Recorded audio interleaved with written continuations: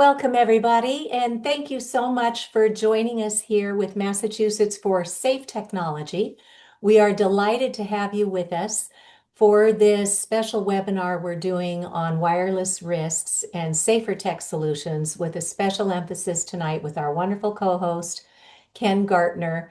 And we will be sending this out tomorrow, I hope, on recording and with all of our slides. So thank you again for taking your time out to come learn with us about wireless risks and safer technology solutions.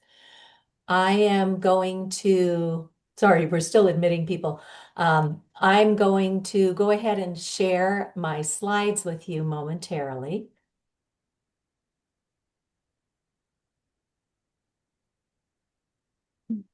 Okay, Ken, can you give me a nod when you can see that? Okay, great.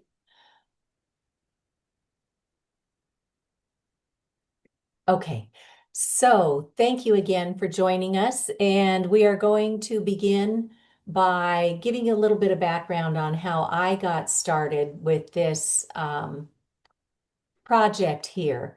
So that MTPW after my name just means I had the privilege of earning a master's in technical and professional writing from Northeastern University. And I never imagined I would be using my master's and my undergrad in communication to be doing this type of work to teach people how to use their technology safely. So thank you again for joining us. And I fell down the rabbit hole back in, hang on, let me just try and adjust something here because I'm not having, okay, so that should work now. So I first got involved back in 2012 when a friend of mine indicated that there could be biological effects from today's wireless technology. And I'd never heard anything like that. So I just kind of made a mental note of it. And then not long after that, I learned that the American Academy of Environmental Medicine in 2012 put out a position statement asking that our schools not allow wireless technology into our schools. So that caught my attention and it made me wonder, is there any science on this? And so as a tech writer, I just started looking for peer-reviewed published studies. And folks, I was astounded to find literally thousands of studies all over the world showing extensive harm. And we're going to walk you through the science today. So I started this difficult conversation with my schools, and lo and behold, we became the first in the United States to have a sign hanging in our classroom with best practices for mobile devices. Turn off the device when not in use. Turn Wi-Fi on only when needed, and always place the mobile device on a solid surface, not on your body. So again, not an easy conversation to have because the industry was pushing in their 21st century classroom and making all of our schools feel like we would need this technology for our kids to thrive in the world. And the irony today is that other countries are pulling technology out of the classroom altogether because ed tech's promise of a better education has not come to fruition. So I then worked with Senator Karen Spilka here in Massachusetts. Today, she's our Senate president. And she and I had served together on the local education foundation in our town.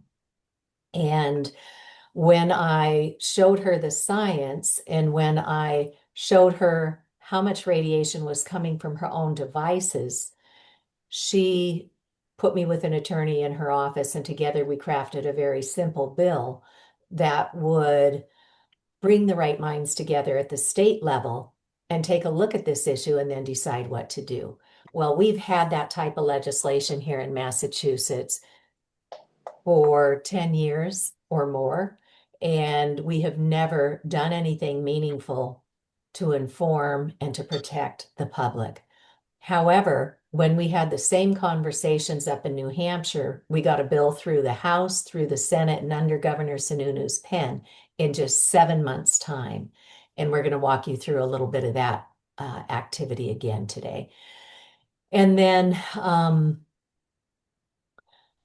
somebody over in Europe found my work with the schools and with the legislation and reached out through Dr. Deborah Davis, who's a Nobel Peace Prize co-laureate on climate change, to see if I might like to help with a project to get education out to the public. And so, working closely with Dr. Mikko Ahonen, who's one of the world's leading scientists out of Finland on this wireless radiation issue, Dr. Ahonen and I have built a little course that can literally be taken on your lunch hour to teach people what the risks are and what we can do to protect ourselves better and still stay connected and protected, because the message is not to get rid of technology because we all live by it, but it's high time we be given the facts so that we can make informed decisions on what risk level we want to assume and how to actually take some baby steps to start protecting ourselves and our loved ones.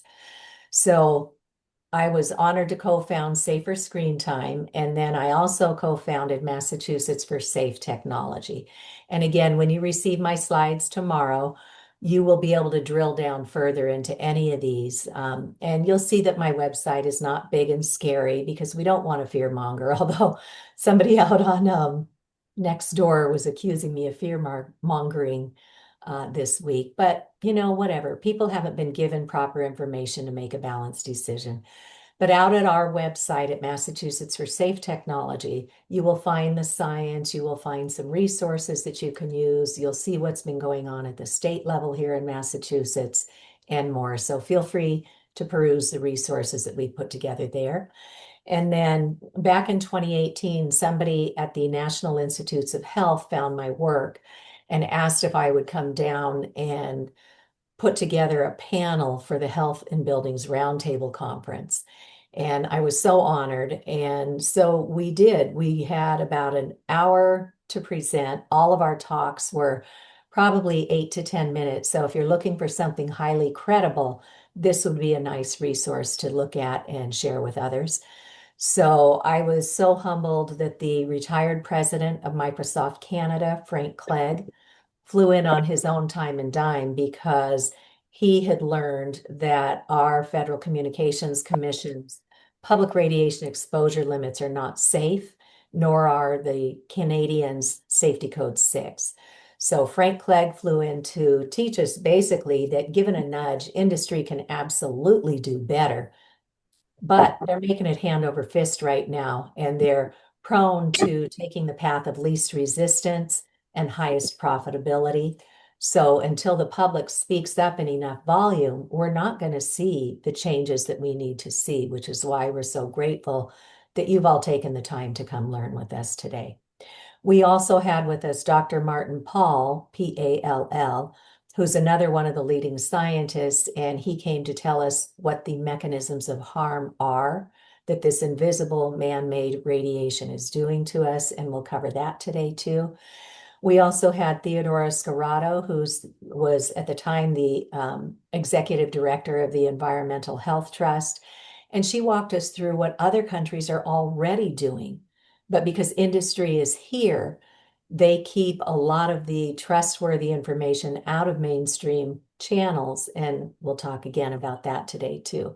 But Theodora was able to tell us what other countries are doing, and there are terrific examples for our country to follow. And then we also had Peter Sullivan on our panel. And I came across Peter's work through a webinar that he had done talking about autism. And both of his children wound up on the autism spectrum when they came into the preschool years. And Peter had been a fighter pilot for our military. He was an engineer, but he was also a fighter pilot. So he was up there where the natural electromagnetic fields are really high, up there in a plane with radar mounted all over it, inside the cockpit with all the instrumentation using microwave radio frequency radiation to send information back and forth to the Earth. So Peter wound up getting a massive dose of natural and man-made radio or EMFs or electromagnetic fields, and his health started crashing. So when I was listening to this lecture that Peter had given, he indicated that neither one of his sons were on the autism spectrum anymore. And I went, wow, I didn't even know that was an option. But apparently, there's something called de novo mutations, which means it didn't come from mom's bloodline and it didn't come from dad's either. It came from somewhere in the environment. So Peter teaches us, certainly do all the things that parents want to do when a child is suffering. Clean out the diet, go to organic eating. Peter went as far as to do the heavy metal detox to pull the heavy metals out of the brain and out of their organs that can cause complications. And his first line of defense today, though, is to do the digital detox. And so I was listening to that and I went, wow. So I got to connect with Peter and he joined us at the Health and Buildings Roundtable Conference to talk about what we can do to make our technology not only connected, but also protected. So feel free to use that resource. Know your audience, know what kind of information might resonate with them. And then I was really honored to be asked to be a speaker at the Electromagnetic Fields Medical Conference back in 2021. Liddy Kelly put that conference together and brought in world-leading doctors, scientists, building biologists, which my co-host tonight, Ken, is a building biologist, and lawyers and others to talk about this whole issue of what we've done when we allowed all these man-made frequencies into our world and what doctors are seeing in their practices and what they can do to help. So please, by all means, use these resources for your world. Share this link and the document that it's attached to, which shows all these experts from what countries, what topics they spoke on. There were 24.5 continuing medical education credits offered for this. And once that 2-year period of accreditation expired, Libby took the entire conference and put it online at no cost. There are, I think, 52 videos associated with the conference. You could slot in 20 minutes here for one lecture. You could put an hour panel on your calendar here. But the message is that this professional training is now available at no cost for anybody, the public, and our whole circle of healthcare practitioners. Because oftentimes our healthcare teams don't know about this. It had not been taught yet in medical school. So it's up to each one of us to open this conversation. Do your own research first. Don't take our word on anything. If you come to a balance of information where you think this is worth knowing more about and sharing with others, by all means, please do. So just know these resources are here for you. And just to recap some of the acronyms that we use. So EMF stands for electromagnetic fields. These are the pulsations of energy that come out. In today's conversation, we're talking about wireless radiation. So these electromagnetic fields permeate out into our living area. Oops, sorry, we have gotten so many respondents to this that Zoom is asking if I can upgrade so that we can get other people in here. Well, I'm Cece. not, yeah, Hi, sorry, this is Deb. I'm noticing some folks in the participant list that have 2 or 3 devices under the same name. Maybe we can ask them to remove a device or two. that would be wonderful. Folks, if you could do that, that would be greatly appreciated. Um, hmm.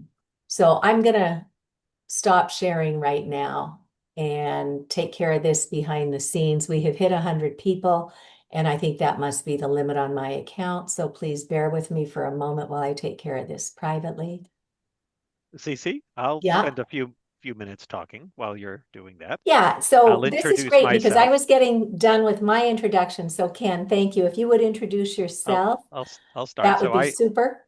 So my name is Ken Gardner. I live in central Massachusetts, and I have taken certification as a building biologist who focuses on electromagnetic fields.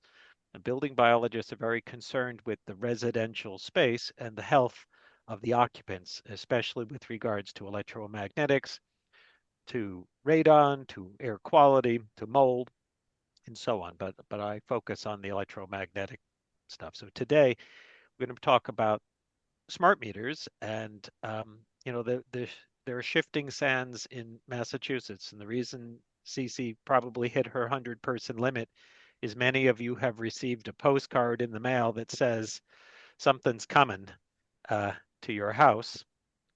I'm hoping not all of you are feeling ill from things, but I've gotten calls already from people who've had an upgraded meter to some of the newer ones, Eversource and National Grid are fielding, and this is a new territory. This Massachusetts hasn't had to deal with such aggressive metering.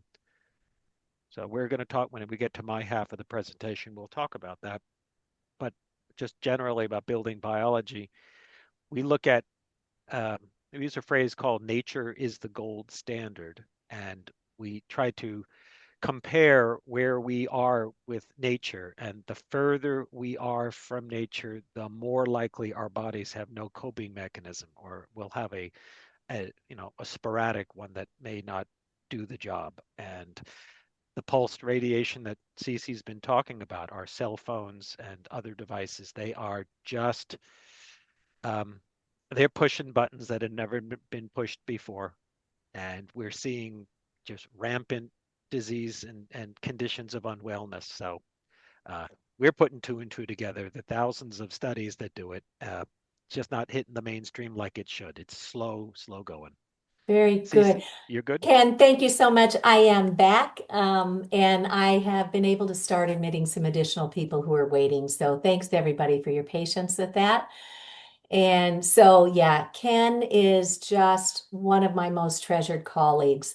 He earned his degree at MIT in electrical engineering, and he and his sweetheart built their dream home. And when that smart meter went in, his sweetheart developed electromagnetic radiation syndrome to an extreme. So he can share more on that if he's so inclined.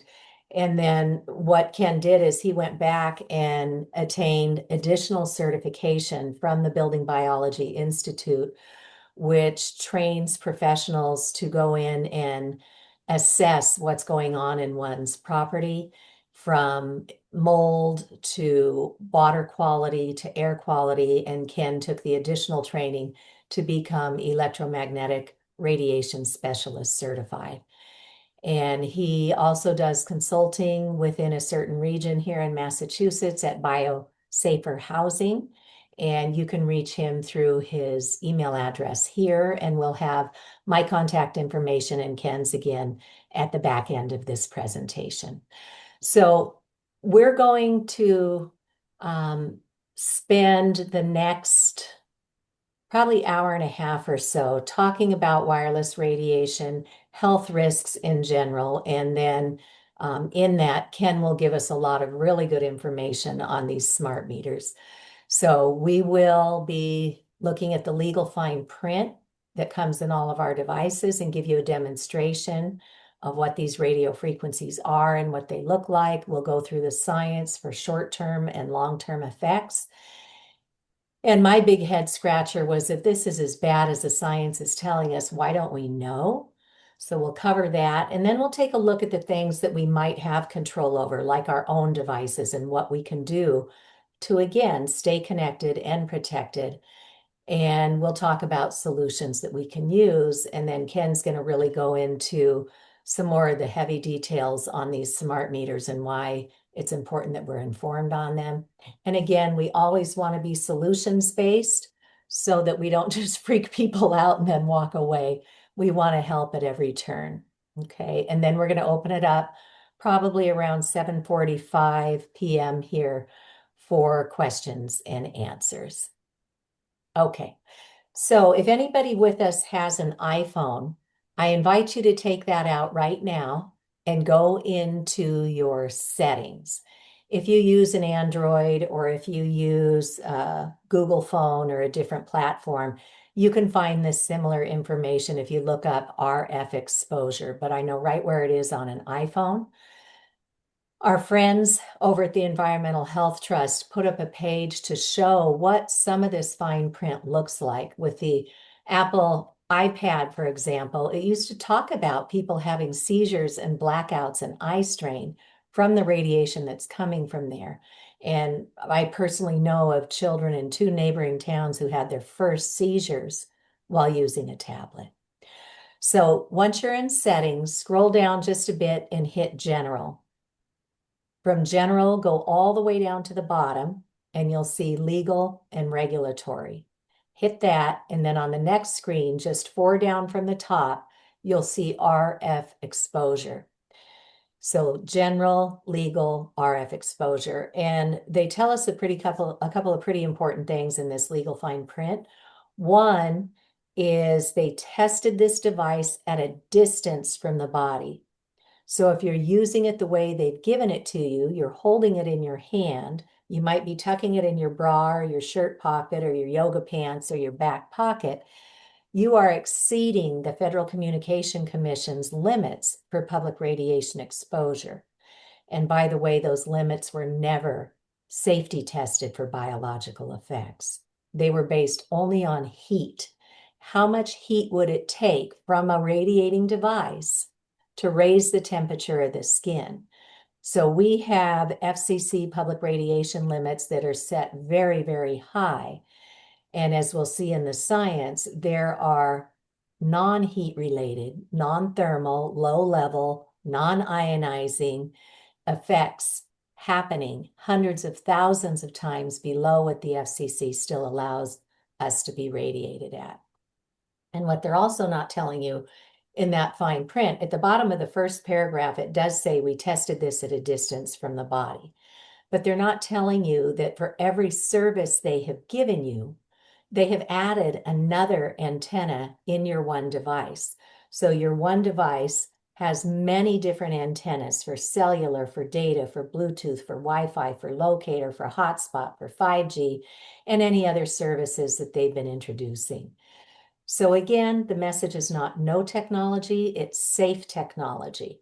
And we want to teach you how to make a choice. Maybe you want to turn off all those antennas and only turn on the one you need for the shortest amount of time. So you look a little further down in that disclaimer in the fine print, and it says to reduce your exposure, basically don't touch something that's radiating once you know about it. It suggests you use a hands-free option like the speakerphone or the headset that might have come with your device. I'm going to take a pause in the screen share and give you a demonstration here. Let me change my view here so you can see. I don't know why it's not picking me up as the speaker. Let me go into participants and set myself with a spotlight here. Okay. So Ken, can you give me a nod if, okay, perfect. All right. So what I want to do is show you a couple of things. So now that we know that we are radiating ourselves with radio frequency microwave radiation, the goal is to get to as low as reasonably achievable. That's the ALARA principle from the Centers for Disease Control and Prevention when they talk about radiation. You want to spend as little time radiating yourself, create as much distance from something that's radiating, and if you can't get away from it, learn how to shield with somebody like our building biologist here. So this is something called a hollow tube or an ear tube or an air tube headset. Notice that it just has little rubber tips that would hook over your ear, no metal, because one of the properties of wireless radiation is it amplifies around metal. So you don't want to be putting anything metal up to your head. And you certainly don't want to be putting earbuds up to your head because you're putting a microwave transmitter on both sides of your brain. So look for a hollow tube or an air tube headset. This one happens to have nice controls for audio and muting, volume control. And then it's got a nice long cord that you can plug into your device and then set your device as far away from you as you can. So just know for everything that's been broken here, we know there are solutions to fix it. And these little ferrite beads here break the radiation from the wire so it's not going up into your brain. So again, reduce the amount of time, create as much distance, and shield if you can't get away from it. So I didn't want to know any of this. I spent 2 years researching this before I had anybody I could even talk to about it. So it was kind of a lonely journey. But now that I know, I'm more than honored to share what the facts are with you. And little by little, I went around my house and I swapped out everything that was wireless for something that was corded. And it's not rocket science to fix, right? Ethernet cables. On the back of your router, you have Ethernet ports. You just need to run cables back to it and then buy the little adapters that you can connect to the Ethernet cable that will allow you to connect to your device. This is one for the iPhone. So again, there are solutions for everything. And you could get something called an Ethernet switch, because most people have more than one item in their home today that they would like to use without radiating themselves. So an Ethernet switch is just a little box. Think of it as an extension box for electronics. And you just plug one Ethernet cable into your router and into the box, and then you can plug in separate adapters and Ethernet cables for each of your devices. So we'll give you a graphic on that in just a little bit. But I have taken the time to protect my family and hardwired everything that I could and turned off the antennas. So my house is a fairly safe zone. This is the radio frequency detection meter that was used at or that was recommended at the EMF medical conference. It's about a $400 device. And in my house right now, I'm at a 5. In the scientific literature, they want us to be at a 10 or less in our sleeping areas. So that's the maximum spike of radiation. The unit of measurement is something called a microwatt per square meter. So we want to be at 10 or less. I'm at about a 5, and I'm going to take my cell phone. I've got an old iPhone 7 that I use kind of as a glorified clock and camera. And I just use a landline at home. I'm not on the go, so there's no reason to have mobile technology radiating me. So I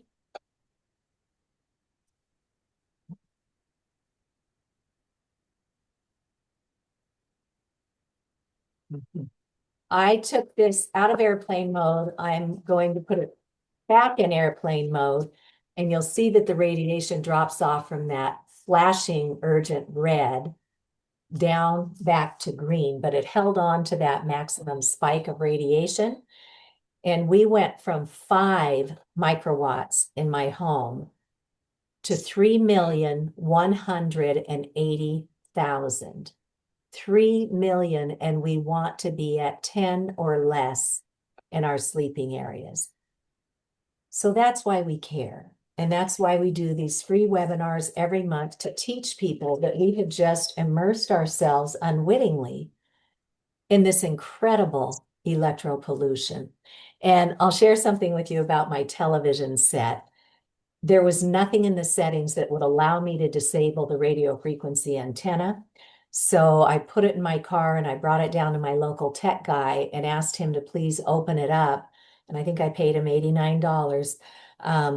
But he pulled out the radio frequency antenna from the motherboard. And this is all it is. This is what we're talking about. It's just these little boards and antennas that have been mounted in our equipment that are pulsating. The goal is to disable them and to choose as best we can hardwired connections. So I will resume my slide share.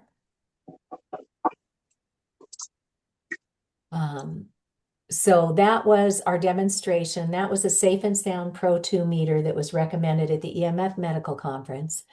And I became the first in the United States back in 2016 to go after a grant to put a radio frequency meter on loan in our public library. And that was kind of a new thing to do. But today, a lot of people have said, wow, we want one in our community. So they're talking to their librarians and they're getting them put on loan. Upton has one, Pittsfield has one, I think Lenox has one. And then some other friends in New York and across the country have done this. So it's not a huge ask today. You, as a citizen, can go to your library and say, hey, I recognize that a lot of people aren't coming to the library to buy or to read books anymore because they can put it on their technology. So a lot of the libraries are reinventing themselves and have started their Library of Things collections. Here in Natick, Massachusetts, they have an air quality meter on loan.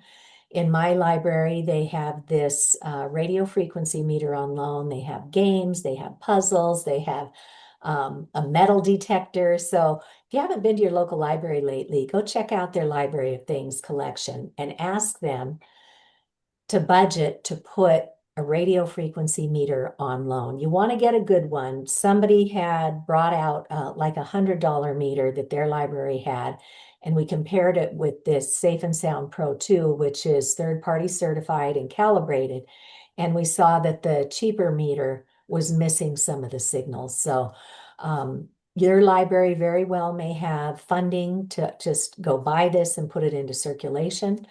Or if maybe they need a little help, go to the Environmental Health Trust where they've got a small grant fund.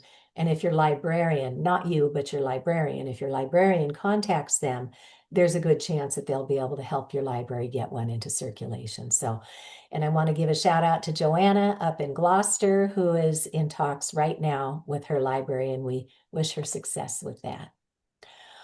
Okay, so what is wireless radiation and why should we even care? What happened when we went from communicating with hardwired landlines to all of this mobile technology that comes with us wherever we go?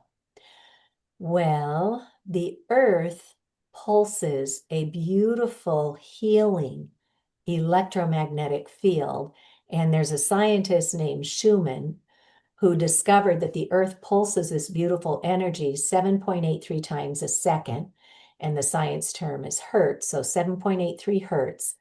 We get this lovely healing energy that helps to regulate and restore our own bioelectrical chemical circuitry. So we're supposed to be humming along at 7.83 times a second with the Earth. And when we started introducing digital technology, we started creating man-made frequencies in the megahertz range. Megahertz means 1 million times per second we are getting pulsated with man-made microwaves. In the gigahertz range, which is where they're taking us with 5G and beyond, we are getting jackhammered with microwaves 1 billion times per second. And in a word, as Dr. Martin Blank from Columbia University said, we are simply being overpowered.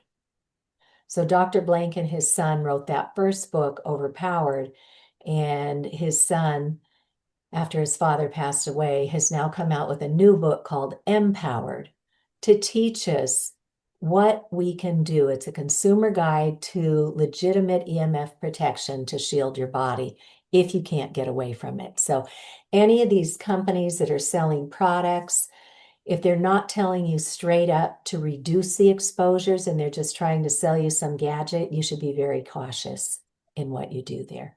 I always suggest that people muscle test on any kind of a product and see if your own body is going to hold up with that or not. Okay, so why are we concerned? What is the science telling us? Let's look first at the long-term effects. For years, the industry got away with saying, oh, there's no mechanism of harm identified in the scientific literature, so let's just keep doing what we're doing. Well, now we know a number of very well-documented effects. Cancer with children and adults. The study that was funded by the World Health Organization recently came out and said there is high certainty that this causes cancer. And that was based on a couple of very large studies.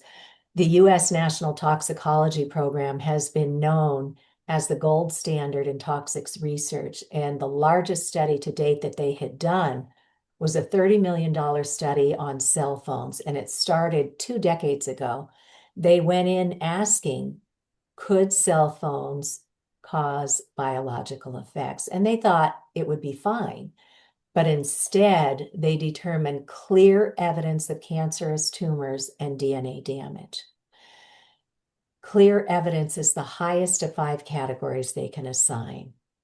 And industry will get a hold of these good studies and go, that's just one study. You need to have more than one before you can prove anything. Well, right on the heels of our $30 million gold standard study, the Ramazzini Institute in Italy completed another multi-million-dollar study on cell tower base stations that found the same thing as we did here: cancerous tumors and DNA damage and more. And so we don't need more science. We can always refine what we know, but we know enough to know that the public deserves to be warned and to have the industry start competing on safety. DNA damage. So that is the roadmap to grow a proper anything, from a baby to a plant to a pollinator, and this is well documented to damage DNA. It was the infertility studies that got me really looking seriously at this issue. I had started reading the sperm studies, again, peer-reviewed, repeated studies, and they were showing that, for example, when you take male human sperm and exposed it to a laptop with these multiple antennas radiating, it caused DNA damage, it slowed the motility of the sperm, and it caused far fewer sperm to be viable, or apoptosis, or programmed cell death. It was literally killing the sperm in 4 hours of exposure. So that was when I got on my feet and thought, oh my gosh, people need to know this. So my daughters, one had just gone off to college with her MacBook, which she was using right on top of her reproductive organs. And my younger daughter had just gone into high school. And for Christmas, we thought we'd give her a leg up. So we bought her a laptop to go into high school with. And lo and behold, we now have excellent studies on women's infertility issues as well. Kaiser Permanente put out an excellent study that's been unrefuted, showing higher miscarriage rates when women are exposing their fetuses to this man-made radiation. Neurotoxicity. So ADD, ADHD, Dr. Hugh Taylor runs the OBGYN program at Yale Medical, and Dr. Taylor and his colleagues have done the rodent studies to show when you expose the pregnant mice to a cell phone for, few minutes on, few minutes off, when those pups are born, they start bouncing off the walls of the cage, much like a child with ADD or ADHD, attention deficit or hyperactivity disorder, where they can't focus, they can't hold a thought. Dr. Martha Herbert founded the Autism Lab at Massachusetts General Hospital, and she is now retired. She is a Harvard pediatric neurologist. She's still actively working in the field, but is retired from the Autism Lab there. And she found huge connections between what we know happens with microwave radiation exposure to children and what the scientific literature is telling us. Alzheimer's used to happen in our 80s or 90s. It's now coming on in our 70s, 60s, 50s, 40s, 30s, and even in some rare cases, people in their 20s are getting diagnosed with Alzheimer's. And as Dr. Martin Blank says, we cannot continue to pollute the environment of the brain with radiation and expect to have the same outcomes that we once had.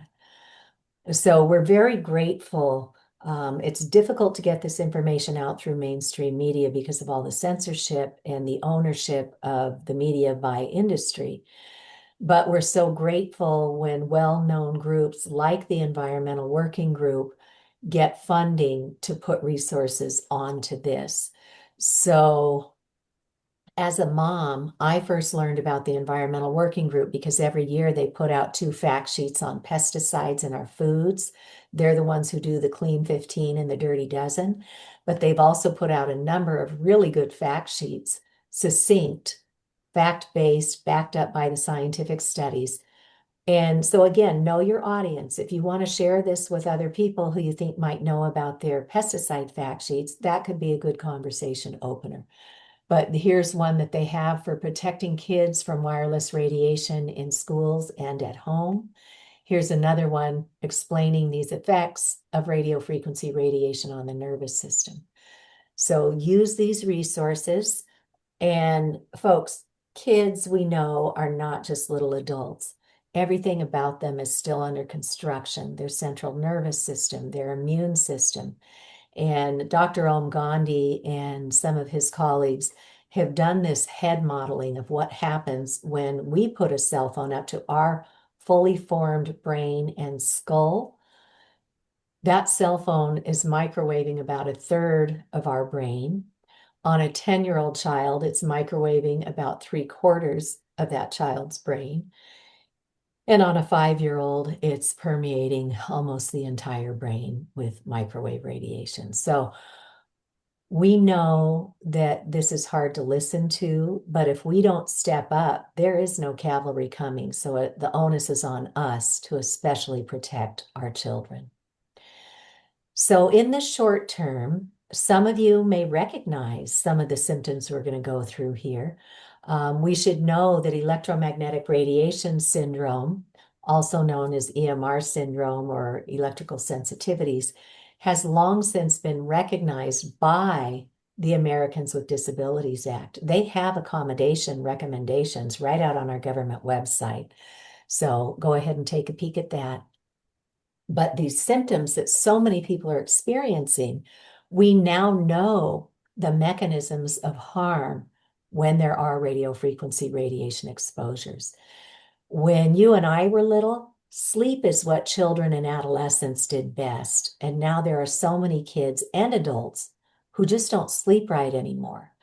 And so what the science is telling us is that, we are light beings. We work off of our 24-hour circadian rhythm. And in the wee hours of light or the wee hours of darkness, the pineal gland in the brain releases melatonin. Melatonin goes in and regulates our sleep and helps to clean out the debris from the day's cell repair and regeneration. So what happens when we leave this invisible man-made light energy form pulsating at us is the brain can't differentiate that from natural sunlight. So the brain's over there going, well, when's it going to get dark so I can release the melatonin? So we know that this suppresses melatonin, and that is another of the mechanisms of harm in addition to cancer and infertility and neurotoxicity.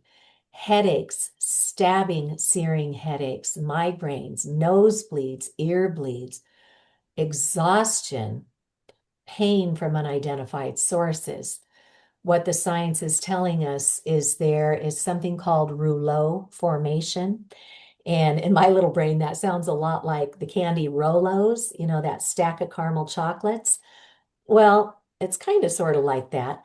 Our red blood cells are built to repel one another so that one by one they can get through our little tiny blood vessels and capillaries and bring oxygen to all of our systems and organs. We have seen under Dr. Magda Habas's microscope and through the ultrasound microscopy that Dr. Rob Brown has recently done, that when we expose ourselves to these man-made radio frequencies, it causes those red blood cells to start clumping together and causing what is called rouleau formation. These red blood cells are clumping together in a chain and they start getting deformed and looking like bottle caps instead of these smooth little ovals or circles. And then that stack of coins can't get to where it needs to go to bring oxygen. And oxidative stress is a precursor to most chronic illnesses. skin abnormalities, heating, flushing, rashes. Some people will talk about getting the hot ear when they hold the phone up to their head. We have heartbeats that may go too fast or too slow, depending on your own individual proclivity, palpitations, arrhythmias, chest pains, where some describe it that it feels like somebody's sitting on their chest. And then cognitive impairment. We used to open the fridge and go, oh, what did I come in here for? Right? But now people are experiencing that many, many more times throughout the day, children and adults alike. And, as we age, we naturally lose a little bit of our cognitive abilities, but not at the rate that we're seeing now. Anger and behavior issues. It was heartbreaking at the EMF medical conference to listen to a couple of the expert doctors and scientists say, if we don't get ahead of this, and if we don't stop radiating ourselves, it will continue to change the parts of the brain and the gray matter and the white matter where we have things like executive function, the areas that control impulses, that control learning and cognition. And if we don't stop radiating our brains, we can very well expect many more of these societal outbursts that we have seen, like with these mass shootings and beyond. Anxiety, depression, suicidal ideation, even pre-pandemic, we were at epidemic levels of anxiety and depression, seeing suicidal ideation among children like we've never seen it before. Yes, that has to do with social media and excessive screen time as well, but we're also targeting the central nervous system with microwaves. So I know it's a lot to get our heads around, but there are so many people already sick from this. And every year we join in on initiatives around the world for World Electromagnetic Radiation Syndrome Day.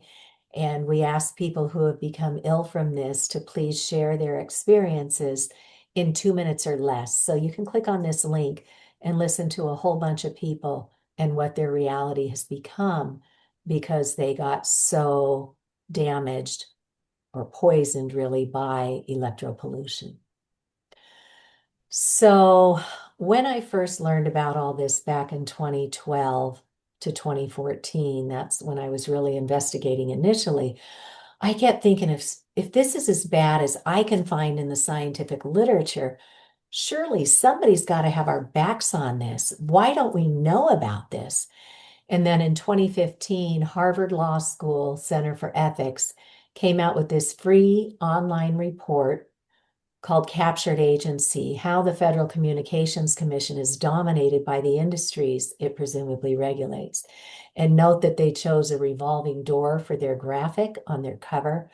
And that's what many of our federal agencies have become, is a revolving door for all these big toxic industries. And that $30 million study we did with the National Toxicology Program should have triggered public policy to protect you and I when they determined clear evidence of cancerous tumors and DNA damage. But instead, the gentleman who was in charge of the radiation control at the time, Dr. Jeffrey Shuren, he went over to the FCC and said, we don't believe that study. Keep doing what you're doing. And one might ask, well, what would ever possess Dr. Shuren to do that?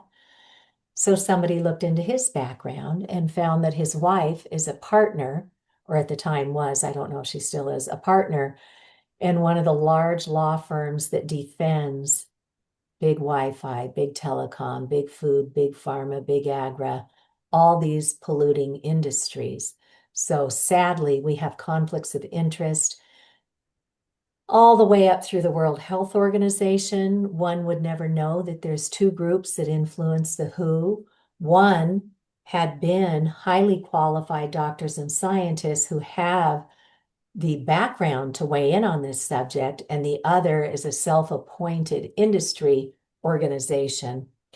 And so back in 2011, the World Health Organization determined that this man-made radio frequency electromagnetic fields are a group 2B possible human carcinogen. What was missing back in 2011 were these animal studies that our NTP and the Ramazzini Institute have now concluded. And we know now with high certainty, yes, this is a carcinogen and more. So the WHO, because of that, reopened their investigation, but it looks like the industry has gotten a hold of that as well. But here it is.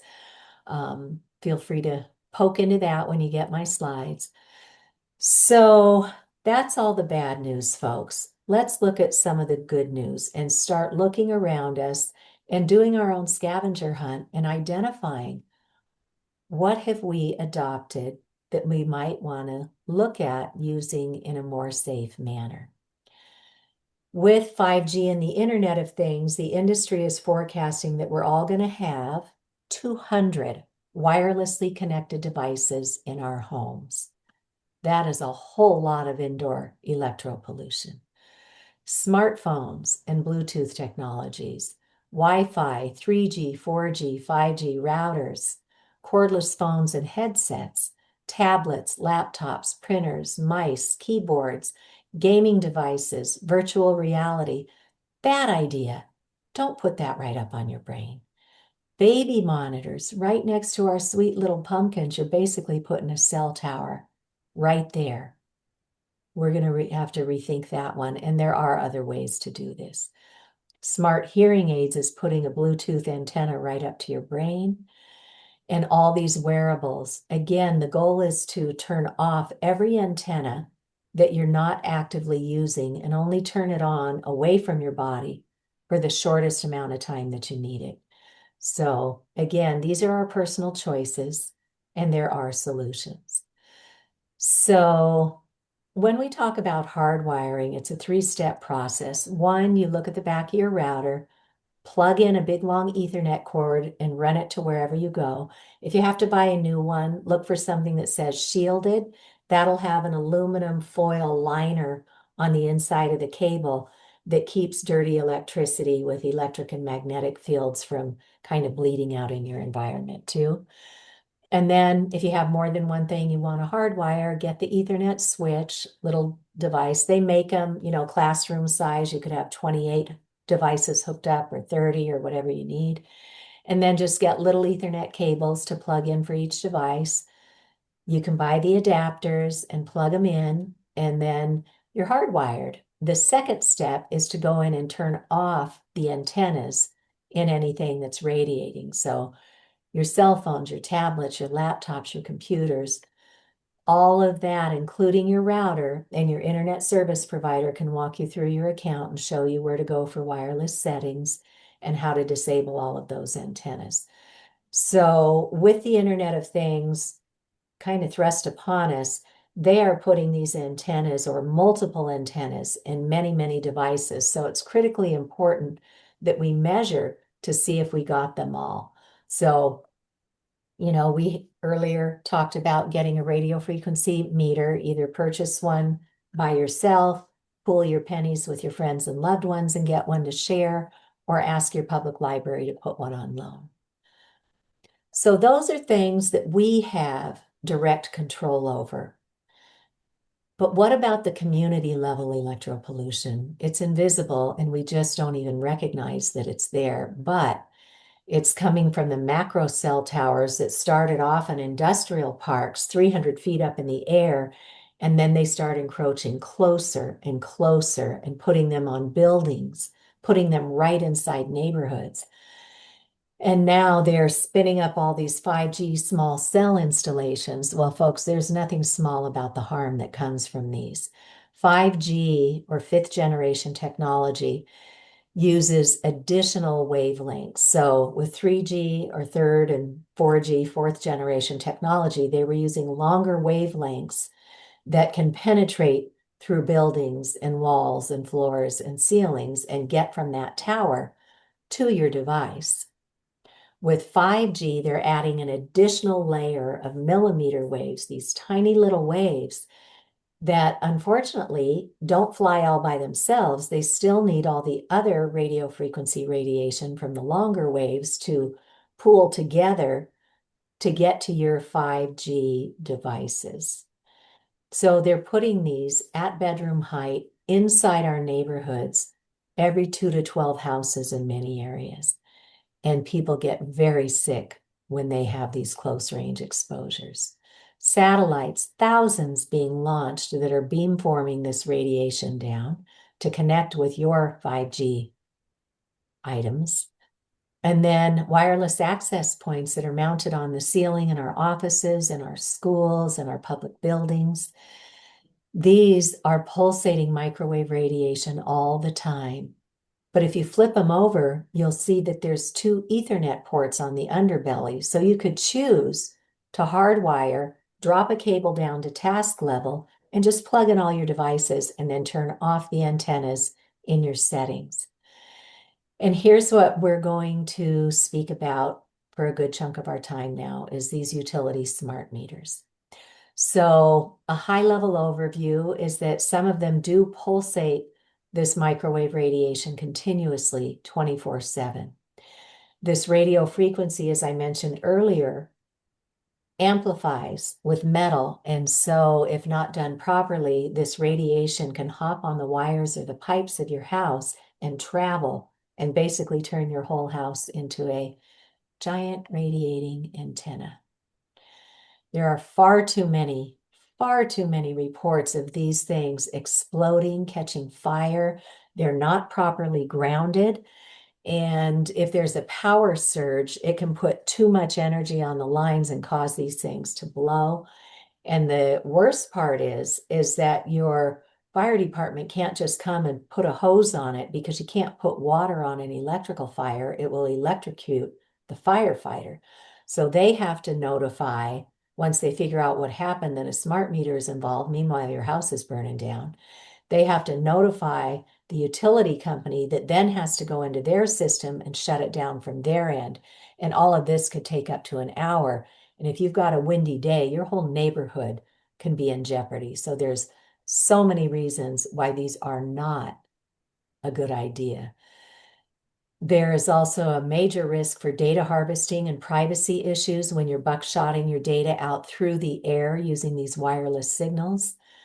And then at the EMF Medical Conference, they were saying that these smart meters are a leading cause of onset for electromagnetic radiation syndrome. It's also an environmental justice issue. These industries are prone to going into low-income, multilingual communities where folks are working 2 or 3 jobs just to keep, the lights on and a roof over their head, food on the table, and don't really have the capacity to tune into what's going on. So, like they did with National Grid in Worcester, they rolled out this smart grid program with no informed consent. I know people who got sick there. And then they turn around and say, hey, Rhode Island, hey, New York, look how successful we were in Massachusetts. You guys should jump on the bandwagon and get with the program too. So, environmental justice issue. And then there's a couple of really good TED Talks, and folks may know they're only about 15 minutes long. But Jeremy Johnson was a Silicon Valley engineer, and his wife is a medical doctor. Out of the blue, they both got terribly sick, and nothing in her background could pinpoint what the cause was. Well, it turns out a bank of smart meters went in on their condominium and they got very, very sick. So you can hear Jeremy's story there. And then Dr. Alexia McKnight is ironically a radiologist. And when the smart meter went on her home, she got so neurotoxic that she had her daughter in the car one day and was out in traffic and could no longer remember if that light meant stop or go. And thankfully, she took a 50-50 shot and got home safely. But she gives a TED Talk on this as well. Okay, so now I'm going to turn this over to Ken Gartner, our building biologist, who's going to talk us through what these smart meters are, where they came from, and what we might choose to do. So Ken, thank you for joining us. Okay, Cece, thanks for that, the big picture, because a lot of people will be talking about smart meters in as a point of contention, but it's part of the bigger fabric. It's essentially, I call it the $1 trillion lie, the fact that this microwave radiation is reputed to be 100.0% safe for 0.0% of the population. And this is not true. And there will people who will argue very vigorously that it is, but we have lots of evidence, and smart meters, as Cece said, is one of the vectors that most often just manifests in sudden symptoms, including long-term electromagnetic hypersensitivity, and that is, it is there's something special about smart meters. There isn't enough science to research what is special. People have various theories, but it's being inflicted on people. And I suspect that's why we have a large turnout today, because Massachusetts is moving vigorously in the direction. All right. So let's go over a little bit of the kinds of meters that you'll hear. The old days, we had these pure analog meters. We had them for better part of 100 years. Uh, the spinning wheel kind. And then for about the 80s and the 90s, each of those got upgraded to a little battery and a little transmitter that would be tied in with the meter reader's device in the truck. So as they drove by, all of the meters would announce their usage information and then go quiet for a month. And then uh, in the late 90s, we have this automated meter reading where the it's an electronic device, no more spinning mechanical. This is where we begin to have troubles with humans. We're trying to get rid of meter readers to reduce the cost of the overhead in the business. So they found more and more ways to broadcast, eventually broadcasting so that each meter listens and forwards what it hears, eventually getting to the main office in some kind of network they call a mesh. So that means there's a lot more going around, and those are the AMR meters, the automated meter reading. Its job was eventually to get rid of the need for meter readers, with the benefit like our electricity bills would go down or something, which didn't seem to manifest. Now we have the new kid on the block is the advanced metering infrastructure, the AMI. This is truly smart meters. Some of those other meters are broadcast meters, and sometimes when we talk about smart meters, we're talking about broadcasting meters. But the term smart meter is sort of reserved for the bidirectional communication where the utility can actually send a signal to your meter, and that could have an effect such as turn off the power, you didn't pay your bill, or possibly turn off a device. We're shedding load. This is not a good time to be charging your electric vehicle or whatever. So load balancing, they've got a couple of options there, but that's what's being deployed now. National Grid is going to put out, I think, 1.4 million smart meters in the, say, 2026, 2027 timeframe. We're already seeing it happening. The last kind of meter we talk a bit about is the non-broadcasting opt-out meter. There is no official term for what opt-out means. It's loosey-goosey. It's not regulated in this state. We've been trying to improve that, but if the electric or gas or water companies who all have these kinds of meters, if they offer an opt-out, you really have to dig deeper to find out whether it's broadcasting or not. Truly, the best opt-out is the first line here, the purely analog, and have someone read it or submit a camera photo of it. This is technology that would require not much effort, but everyone claims it's impossible to do. So we're kind of forced to have these more advanced meters. It's not to our benefit. Okay, Cece? All right, so how do we actually know that some smart meters are harmful? Was it careful testing by the manufacturers? No. Um, was it careful testing by regulatory authorities? No. However, people voicing their illness to their doctors? Yes. People testifying about their illness to local government? Yes. People responding to surveys with supporting details of how the smart meters invaded their lives and their health collapsed? Yes. And then researchers identifying harmful aspects that seem to be present in meters. Yes. So we're not following the best practices. When you deploy something new in society, there's something called the precautionary principle. And in general, if you're not going to delay deployment of something until you validated that it's safe, then in parallel with its deployment, you should be having extra scrutiny, listening extra hard for people raising their hand and saying there's a problem here. This is not happening. And we also have had pending legislation to try to make that happen here in Massachusetts. So we have irons in the fire, but having all of you here is really helpful because you need more than 50 people. A lot of people a groundswell has to ask for this. So I'm going to show you what smart meter pulsations look like. So the smart meter generally is doing the most important thing that the electric company or gas company or water company wants. That is getting paid. They want to make sure that they know how much energy you've used. This is the most sacrosanct thing. This is why we have all of this. Um, these meters are sending some formatted information, which includes the identity of your meter. Doesn't have your name in it, but it has an identifying number which somebody at the utility can look up. And it says how much energy you've used. It'll have other ancillary information, but this is the nut of what it is doing. It is essentially what's on the front face of the meter, the number of kilowatt hours you've used. This is what's in what they call an SCM message.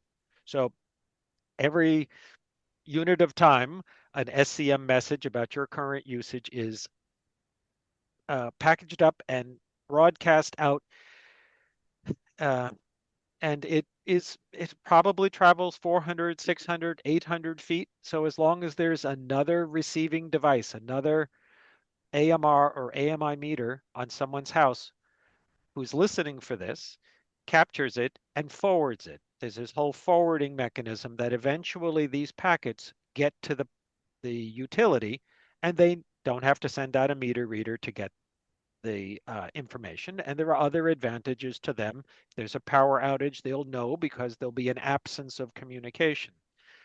But these are relatively small wins for what can turn out to be many thousands of emanations per day, especially when you're sleeping, which is the time, as Cece mentioned, this is a time that it's your body is defenseless. It purposely is taken off its armor to concentrate on cleanup duties. So here on this spectrum analysis trace, I'll just describe what we see. Um, all of the American smart meters are broadcasting in what's called the 900 megahertz band. This is an unlicensed frequency range that many devices can use, but all of um, the smart meters, all the broadcasting meters employ this, possibly other frequencies, but this is the one I can look here and I can know we have smart meters in the vicinity. On the magenta in the middle, these spikes represent the highest energy levels my meter had read, say, in the last minute or two. The yellow is within the very last moment what the activity was, and the green trace is showing the lowest possible energy level. Essentially, nothing was broadcasting at that moment. So by looking at the difference between the green and the tops of the magenta, we can see how strong these signals are. And without explaining it too much, there are 50 dB of difference, which turns out to be a 1 with 5 zeros, which is 100,000 times signal strength. And I'm sitting in somebody's living room or bedroom taking this measurement. In the bottom, this blue area has the history of the last 10 seconds of each of the readings. So every one of these little hyphens that's around, a quarter of an inch long represents a part of a signal transmission that the meter caught. This isn't a very fancy meter where I can see all of it. This is a budget meter, but it does the job. And this is actually an area which isn't too busy with smart meters, and in 10 seconds, I have 5 or 10 hyphens showing blips. When I go to some other places, it will be continuously full. There'll be bright colors because they're stronger, and there'll be shallow colors that are more distant because the whole environment, not just what's attached to your house, but within many hundreds of feet, is all impinging on your living space. Next one, Cece. So what I did is I read about 500 testimonials from people who said that they have had problems with smart meters, that they had health issues that they could pinpoint were related to smart meters, and in many cases, getting rid of the smart meter that was causing them grief, reverting it in some way, uh, had their symptoms disappear. I made note of them, and I noted that the most common ones, which I've listed here, and then I've took the whole thing and turned it into a checklist that's available at the link at the bottom of this page that you can print out, and you can have it at home. You can keep track of whether people in the house are having these symptoms. They're not unique to smart meters, but the smart meter testimonials were so clear that it was easy to draw a parallel. But many of these are what Cece has mentioned: heart irregularities, any of our sensory organs, our eyes and our ears, anything having to do with our state of general unwellness, nauseation and fatigue and anxiety, irritability, muscles that are cramping or involuntarily moving or contracting, dizziness, inability to stand straight, brain fog, pressure in your head, everywhere from piercing pain to just dull numbness, memory issues, even respiratory and digestive issues. Uh, and I can't see the last one because I have pop-ups going all the time here. Okay, and tingling, burning skin. So that covers pretty much everything. Anyway, there are 80 that I ended up with on the sheet that Cece has shown a picture of. So click on the link when you get this tomorrow, and you can print it for yourselves. So what's happening in the building when you have a meter? So we know electric meters are on the side of the house. Your water meter is inside your house in the basement, and your gas is generally just outside the front door, right? So you have many broadcasting meters. Some are more intimately related. So what's happening? We know if there's radio frequency emanations, they are like a cell tower. They are like a cell phone. They're like a Wi-Fi router. They blip, blip, blip all the time, and they are fairly strong, 100,000 times, you know, bigger or higher. There's high agitation. All of these electronic meters. So this even includes the opt-outs that have no broadcasting, they have no antenna, but they're still electronic.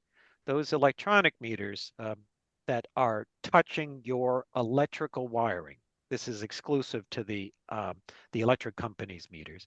Those are impressing dirty electricity or harmonics, voltage harmonics, or electrical noise onto your wiring of your house. And that has amazingly um, strong influence on people. And we're talking tens or hundreds of millivolts of noise compared to the 120 volts that's on the wire. A 1/1000th of the voltage strength at those frequencies, they are truly irritating to people. People can be feeling as unwell from dirty electricity as they can from radio frequency. So yes, now there's in Massachusetts, there's a utility called Unitil up in the northern part, and they also don't use radio frequency, but they do send their signal on the wires, and that is a kind of very heavy, dirty electricity.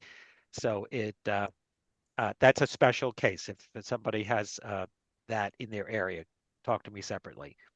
And we've also seen a couple of considerations. There can be because a lot of this dirty electricity is at the 20 kilohertz, 16 kilohertz, these are almost audible for some people.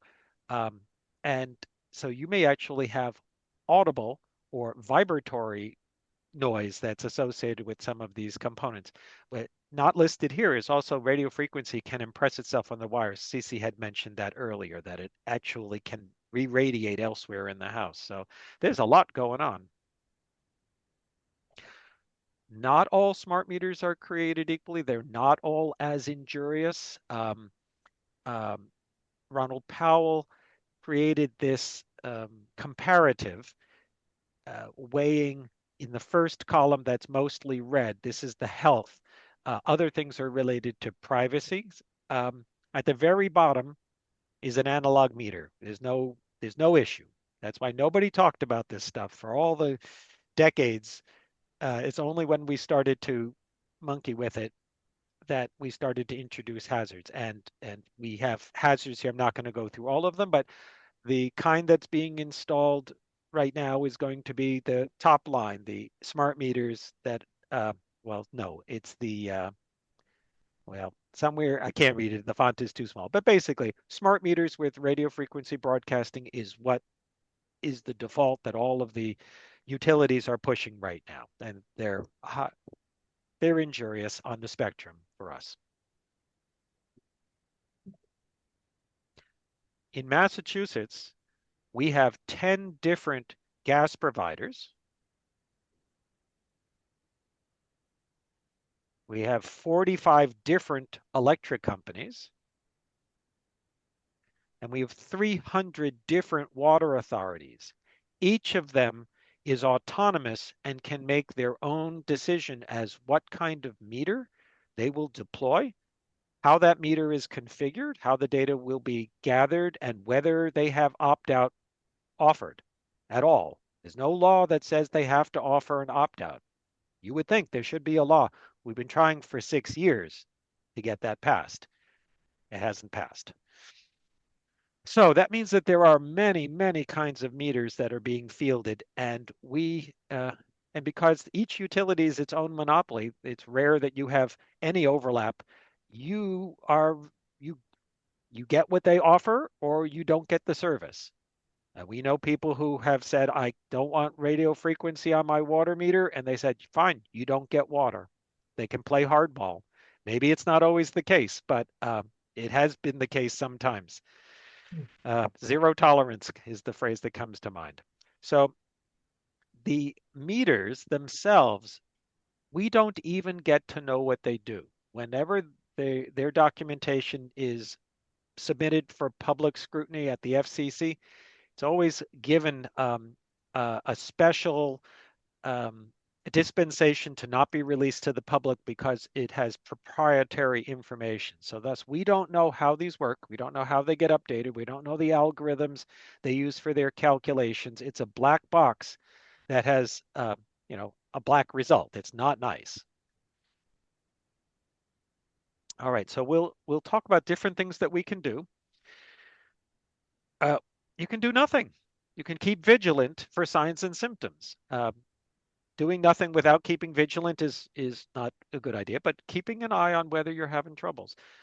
You could, if there was a bedroom right next to where a smart meter is, you could make that a storage area and just keep yourself. Distance is your friend. The further you are away, in general, that's going to be an improvement. You might consider a bed canopy if you are unfortunate enough to have a meter panel right next to your bedroom. You could ask the utility whether there's a safe to opt out.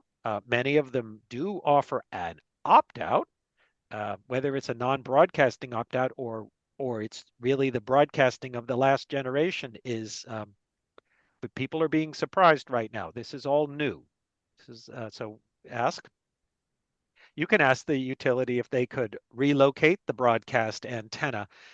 These things have their antennas embedded under the glass, but in Europe, they all have antenna connections. So you can have a wire and run it 30 feet further away from your house and make this a moot point.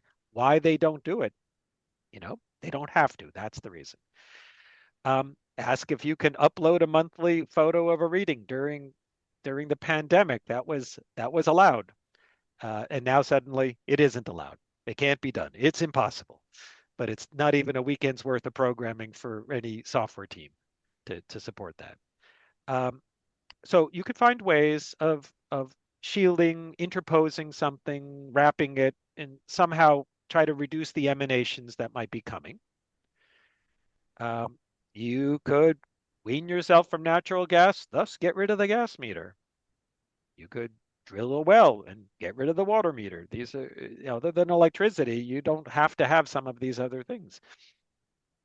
You could also move your electric meter off your house and onto a pedestal, say 20 or 30 feet or further from the house. That has a number of advantages and is a bit future proof, but it's not in and of itself the best answer. And it's pricey, of course. And because these create agitating frequencies at the low end, the dirty electricity or the voltage harmonics, you can attack that to reduce those with a dirty electricity, various plug-in or whole house DE filters, and that might make a very big difference. Problem is that apartment dwellers have a big issue, especially if they're next to the bank of meters. I've known people who had a bank of 24 meters upgraded under their apartment, and they got sick. The pets died. And they were felt very trapped because they didn't have the option to relocate. So I don't have a good solution for apartment dwellers, but we do what we can. So covering your meter, shielding it, it's not effective all the time, but we're going to talk about times where it might be effective. So because most of the airborne radio frequency is being shot out in all directions, but there's a hunk of metal behind it, most of the emanations are going to proceed away from the meter and to the sides of the meter. It's like having a fire hose and shooting out. You'll be wet. It's not like it's not going to get you behind, but it will primarily be in a direction away from the face of it. Covering that housing with a shield, which is what a lot of people show, it will reduce the emanations in the direction that leaves your house, but it's likely to have those emanations rebound back towards your house. So it can have an unintended consequence of not only bouncing the airborne stuff, but it can also um, redouble the amount of radio frequency that's hitting those wires that go into your circuit panel. And then you have more radio frequency running throughout all the wires in your house and then re-radiating. It's a very complicated problem. This is all invisible, and people are sensitive to different things. So it's hard to figure out which of the observed hazards is your hazard. And if fixing some of these hazards costs hundreds or thousands of dollars, you don't want to try to clean everything because it might not be effective in your circumstance. And so it's complicated. That's why we're having these kinds of webinars to give you information. So when is it a good idea to cover with a shield? So if your house is L-shaped, then out the front of the meter and to the side, your house is in the spray zone. So that would be a very good time to put a cover of some kind on there. If the meter is located in the house, like those water meters in your basement, if they don't have a little connection to the outside, they might be emanating right in the basement. If it faces a driveway, a garden, a patio, or some place that you want to spend a lot of time, you would consider shielding it. And if you like your neighbor and it's a very near neighbor, you might feel charitable and do so. There's a financial trade-off. The opt-outs are not free, even if they are available in Massachusetts. I don't know all of the utilities positions, but the few I do know will try to get 20 or 30 bucks a month from you in perpetuity to overcome the hazard they have put on your house. So you might add up all that money and decide that it might be better to try shielding and not pay that money. Shielding is usually not the best answer, but money doesn't grow on trees. You have a limited amount. So there are shields that reduce things by factors of 10 or 50 or 100 or even more than that. So we're going to go over them. The cheapest is to find some very, very fine mesh aluminum screening. At the low end, you could get aluminum screening that is used for repairing screen doors. But keep in mind, it's not like anybody tested this. The apertures, the holes between the wires, is generally needs to be about 1/100th of the wavelength you're trying to block, and the 900 megahertz is around a foot. So, which is like 300 millimeters. So you want something that's a couple of millimeters, no more than that. So a regular mesh that keeps out mosquitoes would do something. You can just put a 6.5-inch hoop around it.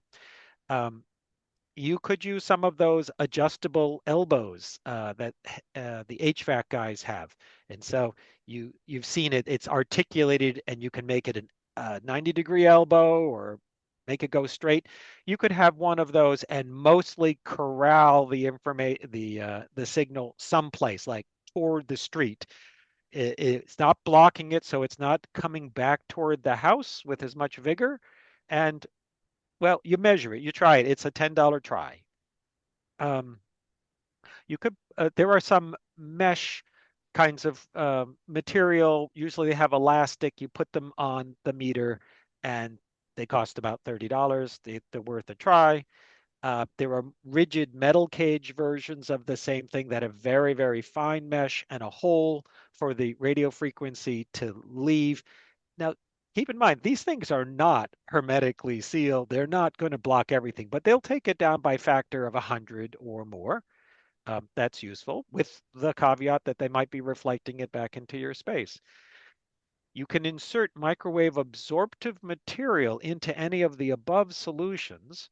That, another $20 worth of material might alleviate some of that backscatter that goes back onto your wiring or toward the house. Maybe. Um, this is experiments. Things can be measured. Or you can sort of have the premium solution. I know at least one. It's called the Iron Maiden, and it's like $500, but it has several $100 worth of very space agey uh, microwave shielding foam inside, and that in some jurisdictions seems to have been a real big win. They're all expensive. The most expensive is relocating the pedestal, because 5 to 10,000 is about what your electrician is going to cost if you don't have to dig up your driveway. So, how do we know if we have improved the situation? Unfortunately, well, you measure inside the house. I see a lot of people measuring outside the house. I'm not sure what they are trying to prove. They uh, don't know what it is. We live inside the house for the most part. You should be measuring inside. Um, but I'll tell you that your this kind of radiation is not really proportional to the strength. It's irritating even in lower doses. So when we use our meter, like Cece had showed, that's a broadband meter, and bigger numbers mean stronger signals. But when our body doesn't necessarily interpret everything the same, there are resonance points, there are certain things that are more injurious. So even if it whispers, it can be injurious. And we have found smart meters whispering is still injurious. So the measuring with your own meter, it's a measure, but because it's low doesn't mean it's necessarily good. And then the last one, Cece, unfortunately, using the electrically sensitive person if they live at home as the meter is the ultimate thing. If they don't feel well, you're not done yet. And nobody wants to be used that way, but we don't own the meters who can measure what affects people, specifically the people you love in the home. Back to you. Okay. Let me come back here. And Ken, thank you so much for sharing your expertise with us. I know that you will be rejoining us in just a few minutes to comment on a few other areas. So I'm going to steal the spotlight back and go back into my screen share.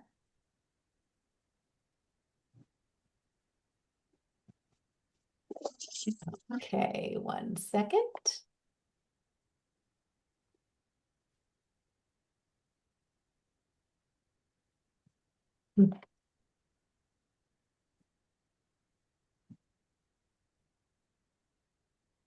Oh, hang on. I just need to move my menu bar. It's blocking me.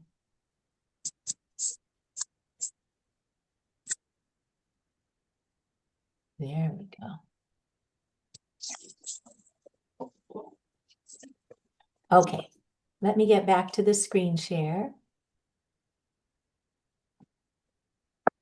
And here we go. So as depressing as all this is, you guys, there's always hope. And Dr. Martin Luther King taught us that when we finally make meaningful changes in society, it comes through 3 areas. And so we want to share with you encouragement in all 3 of those areas. So the first one is what we're doing here today to help educate the public so the public can get engaged and start speaking up about this. And then it goes through the courts, and we've got some great things happening there. And then public policy ultimately catches up, in this case, with the science. So we'll go through some of this. We do want to leave time for questions and answers. So we'll kind of whip through this, but no, you'll get our slides and the recording tomorrow. And so you can go back through and dig in deeper to the things that interest you most. So we do have medical and professional solutions. We spoke about the EMF Medical Conference at the beginning of our presentation. Dr. Cindy Russell, Dr. Joel Moskowitz, and others founded Physicians for Safe Technology. Highly credible. You can teach your medical team from there as well. And then when we were at the National Institutes of Health for the Health and Buildings Roundtable Conference, there was a call for papers at the end of the program. And so Frank Clegg, who's the retired president of Microsoft Canada, he met with a number of engineers, physicists, technologists, and architects, and they came out with a wonderful paper called Building Science and Radio Frequency Radiation: What Makes Smart and Healthy Buildings. So these are excellent guidelines to share with people in these industries who are hearing about this for the first time. And then for our kids and educators, our friends Patty and Doug Wood of Grassroots Environmental Education have built out this project called Tech Safe Schools. It's a national program to teach people what the risks are for both health and legal risks, as well as how to mitigate and how to get our schools to stay connected and protected. And Dr. Alexia McKnight and I were brought in to her children's schools for their health and wellness professional development day for the teachers. And so we did this professional development. I think it's about 45 minutes, but we would be honored to do something like that with your schools as well. And the Massachusetts Breast Cancer Coalition has already built curriculum for kindergarten through grade 12 on Let's Talk Prevention with cell phones and wireless tech. So there's so many amazing resources today. And as I mentioned earlier, we have an online training course where we can train the masses, your whole company, your whole workforce, your municipality, your schools. We can train in about an hour online. So, Ken, do you want to say a few Yes, more words about the duty of certainly. care? So we have a couple of ideas of legal solutions. Neither one of us are lawyers. This isn't legal advice, but these are worth considering. Um, there's a duty of care for governing boards of things such as utilities. And from Wikipedia, in tort law, a duty of care is a legal obligation that is imposed on an individual requiring adherence to a standard of reasonable care to avoid careless acts that could foreseeably harm others and lead to claim in negligence. It is the first element that must be established to proceed with an action in negligence. The claimant must be able to show a duty of care imposed by law that the defendant has breached. In turn, breaching a duty may subject an individual to liability. And until there's lawsuits, really nothing is going to change until executives and others who govern are held accountable for these. The other choices are available. The engineers could make many different choices, not the least of which is not broadcasting in the middle of the night when we sleep. They have a Mhm. complete misunderstanding of biology. Yeah. Okay. So another thing you can look at is if you own your own house, there is an easement that utilities have in order to work on it. There can be legal cases made. Read read your deed and see what you've offered. It is possible that that some utilities that are local will bend more easily than the big ones who have entire legal departments to and deep pockets to not give you an inch. So check your easements. Often they can come for essential and necessary work, but it's not this open smorgasbord. You can add anything you want. No, that you have to be able to offer them, allow them, uh, and I think you can make the case that you haven't offered them this upgrade. If it's a town or government-owned utility, there people have talked about some use of the poll tax law on government use of suppressing people's rights, and there is an obligation for a utility because it's a monopoly to provide the most efficient and cheapest services to its customers, and you could easily argue that this smart meter program is not for the benefit of customers. It's it doesn't. Please no. Thank you.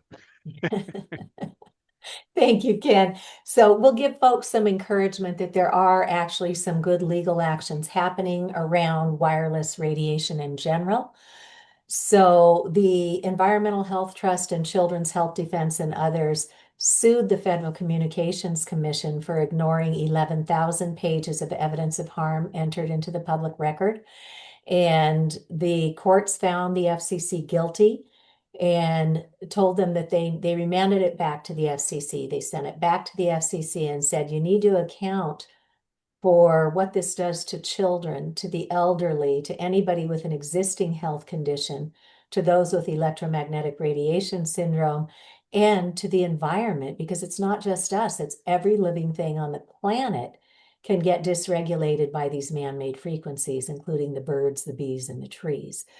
So, it looked like a victory that day, but it's been more than 4 years and the FCC has done not one thing. And apparently, the way these things play out is you have to wait 4 or 5 years, and then you can go back to the courts and say, hey, we need to do something here. So that's kind of the precipice that we're on right now. And then here in Massachusetts, the state agency that, the Massachusetts Association of Health Boards, they actually have 4 pages in their legal guidelines about cell towers. And they are waiting to see what happens with this lawsuit that is happening right now around Pittsfield, Massachusetts, where Verizon erected a cell tower right on top of a neighborhood. And their Board of Health was the first in the United States to actually investigate this issue. And they looked to the scientists, the doctors, they spoke to industry, and they determined that the homes were no longer habitable. There were 17 children and adults who got so sick that they can no longer live in those homes. Some didn't have anywhere to go. One has died, another cancer has come back. So it's just a nightmare. And this has now gone all the way to the Supreme Court here in Massachusetts because the Board of Health said, Verizon, please come to the table and let's figure out solutions. Maybe we re-angle the antennas. There's a commercial property owner who's saying you can move your antennas over there because they're not anywhere near a residential area. But Verizon is not a very good corporate citizen. And they waited till the 11th hour and then got an injunction in the courts against the Board of Health. And they will hide behind the skirts of the FCC and say, oh, the FCC Telecom Act of 1996 says you have no say in where we put these antennas. What the Board of Health is trying to establish, it is their legal policing duty to get in and mitigate once something comes into the community. If it's making people sick or harming the environment, it is by law their obligation here in Massachusetts to fix it. So we hope to hear back on that Supreme Judicial Court case by this spring. And that may set precedent, or the industry could get in there and torpedo it again. We don't know what's going to happen. But there are lawsuits happening all over the country around the wireless radiation issue. Another big one that we had here in Massachusetts was in Southborough at the Fay School, which is the feeder, younger kids' school up into St. Mark's, where like Saudi princes send their sons to be educated. So very prestigious international boarding school system. And there was a boy there who kept getting sick and winding up in the nurse's office, and headaches, nosebleeds, nausea, couldn't concentrate. So mom and dad would take time from work, pick him up, get him to the doctors. Doctors couldn't figure out through their testing what was going on. So the family started researching his symptoms and discovered radio frequency microwaves could cause these symptoms. And they noticed a pattern that when he was home on school break or summer vacation, all of his symptoms would fade away within a few days. And once he got back into the Fay School with their high-powered industrial Wi-Fi system and all the devices, he started relapsing and having all those symptoms again. So this was a multi-tiered approach, but for the first time in the United States, a federal court recognized that you don't have to have heat to have harm. There are biological effects at the non-thermal level. So we invite you to go out here and look at all these legal documents and decide for yourself.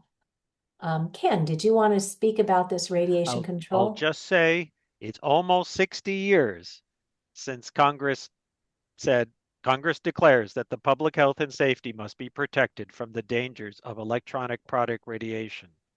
It was Yeah. known 60 years ago, but industry has had its way, and we are picking up the pieces now. Yeah, thank you. Okay, so policy solutions. So we've talked about what you and I can do over our own stuff. We've talked about what's going on in the courts. Here's where policy maybe has a glimmer of hope there in the Make America's Healthy or Make America's Children Healthy or Make America Healthy Commission strategy report by executive order at the federal level. For the first time in the United States, it says we need to address the microwave radio frequency electromagnetic fields issue. So they are pulling together some experts to look at the peer-reviewed science on this, identify what the gaps are, and come up with a strategy. But again, that could take years, and who knows what's going to happen politically. There is no cavalry coming today. We're it. We need to learn and speak up and be diplomatic with our towns and our legislators. So here's the New Hampshire law that we got passed in 7 months' time that had very pointed questions that demanded answers. Why do Lloyd's of London, Swiss Re, AM Best, and others put radio frequency exclusions in their policies? They know this is a world-leading risk. Why does the legal fine print that we reviewed at the beginning of our talk today even exist, telling us to keep these things away from the body? And why is the FCC ignoring thousands of peer-reviewed studies? And why do they only talk about heat when the science shows so much harm at the non-thermal, non-ionizing, low-level emissions? And why do we allow 100 times more radiation than certain other countries? And why is nobody looking at the cumulative effect with all of our gadgets transmitting at once, with children sitting in a classroom with 20 or 30 tablets, plus their own cell phones, plus the wireless infrastructure? Why is this being ignored? So we got that law passed in less than a year. They spent the next year investigating and came out with this groundbreaking report that documents the conflicts of interest with the industry and our federal legislators, and also makes 15 recommendations for what we should do to protect and inform the public and the environment. And every time they try to come up with new legislation to enact their recommendations, industry comes in and just trounces. So again, no cavalry coming. Ken, Yeah, I like this framing of the kind of issue we're talking about. Kurt Devlin is a person who lives on the Cape and was worried about windmills. But um, be that as may, this is generally useful way to think about things.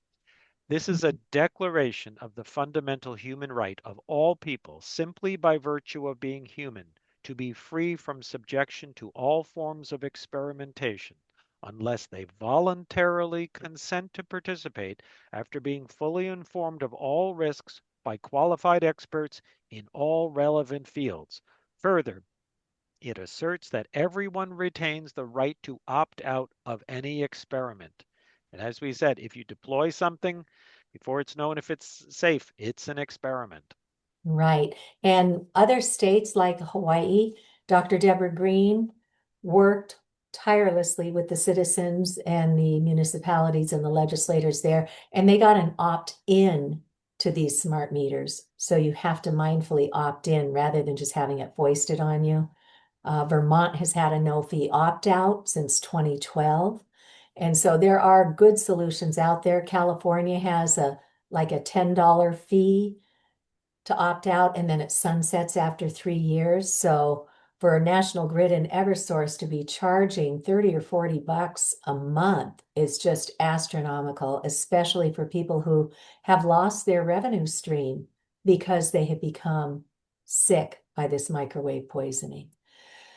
So here's the Vermont one you're welcome to look at. We have 6 bills currently in Massachusetts on a number of different areas. We've got one to protect the kids in schools, and we've got one to form a commission like New Hampshire did, but we also have 2 smart meter opt-out bills. Senator Barrett is the chair on the Joint Committee on Telecom Utilities and Energy on the Senate side. And when we looped in to find out what his thinking is recently, he went to the industry and said, well, what do you think about this no-fee opt-out bill? And they said, not really economically a good thing to do. Well, hello, what about the health effects? We testified in front of Senator Barrett that this causes cancer and so much more, and he sided with industry. So he sent that bill off to study, but with great thanks to Jean Lemieux, who's part of the Massachusetts Association of the Chemically Injured, or for the chemically injured. Jean worked with her state rep, Estela Reyes, to get a sister bill that also has this emergency preamble that says the deferred operation of this act would tend to defeat its purpose, which is to maintain public health. Therefore, it is hereby declared to be an emergency law necessary for the immediate preservation of the public health. But we've had these for 6 sessions, which is 12 years, right? And we just have such terrible ties with industry here. But we have some action alerts that we'll share with you and ask you to support those as well. Senator Reyes's bill is due to be reported out soon by the 18th of March. Okay. So next steps, what can we do? Let's continue learning. I will, for my part, offer these free public education webinars every month. I'll announce the next one sometime next week. When people out in Lee, Massachusetts started getting the letters that we're now seeing in the Metro West area, there's a woman there, Cindy, who started sending the science off to her select board. And lo and behold, they listened. They brought me in to give a brief presentation, and then the citizens came and took the microphone and politely explained what this issue is, what all the risks are. And so now their select board is investigating. And back in 2019, their Board of Health at Tri-Town Health invited me and Jonathan Mirren in to do a cell tower webinar. So we may very well be invited to do a smart meter forum in the community for all of Berkshire County in the coming weeks. They're going to be discussing that at their next select board meeting.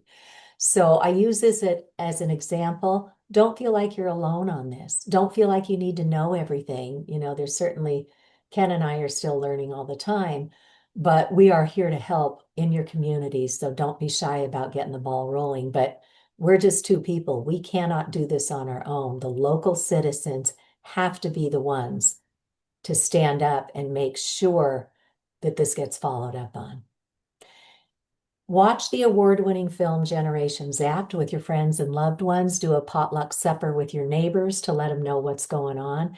Generation Zapped is a great film. It took Best Documentary at the Women's Independent Film Festival, at the DC Independent Film Festival, and it's now widely available on streaming services, including your library subscriptions to Canopy and Hoopla in most communities. It's a great way to sit down with folks and have this conversation. I've hosted many screenings throughout, all the way down to the National Institutes of Health, libraries all over New England. So if you want to host something at your library, let me know. And then I have this EMF points of confusion versus fact sheet. I know some on the call have printed this out and they just keep some handy in their glove box or their briefcase. And when they open this conversation, they just hand this to somebody and say, hey, I know it sounds crazy. It's coming out of left field for you, but here's a quick cheat sheet to kind of understand what this is. So feel free to use these resources. And again, we've got that little course to help people learn in an hour what this issue is and what we can do. So let's talk about training our families, our schools. You know, you'll get a handy tip sheet and a certificate of completion if you're doing it at work and you need to prove to HR that you took the training. So for today, let's aim for as low as reasonably achievable. And again, we'll help if you want to start the conversation. Here's a link to support the bills, especially that smart meter bill, that you can click on when you get my slides tomorrow.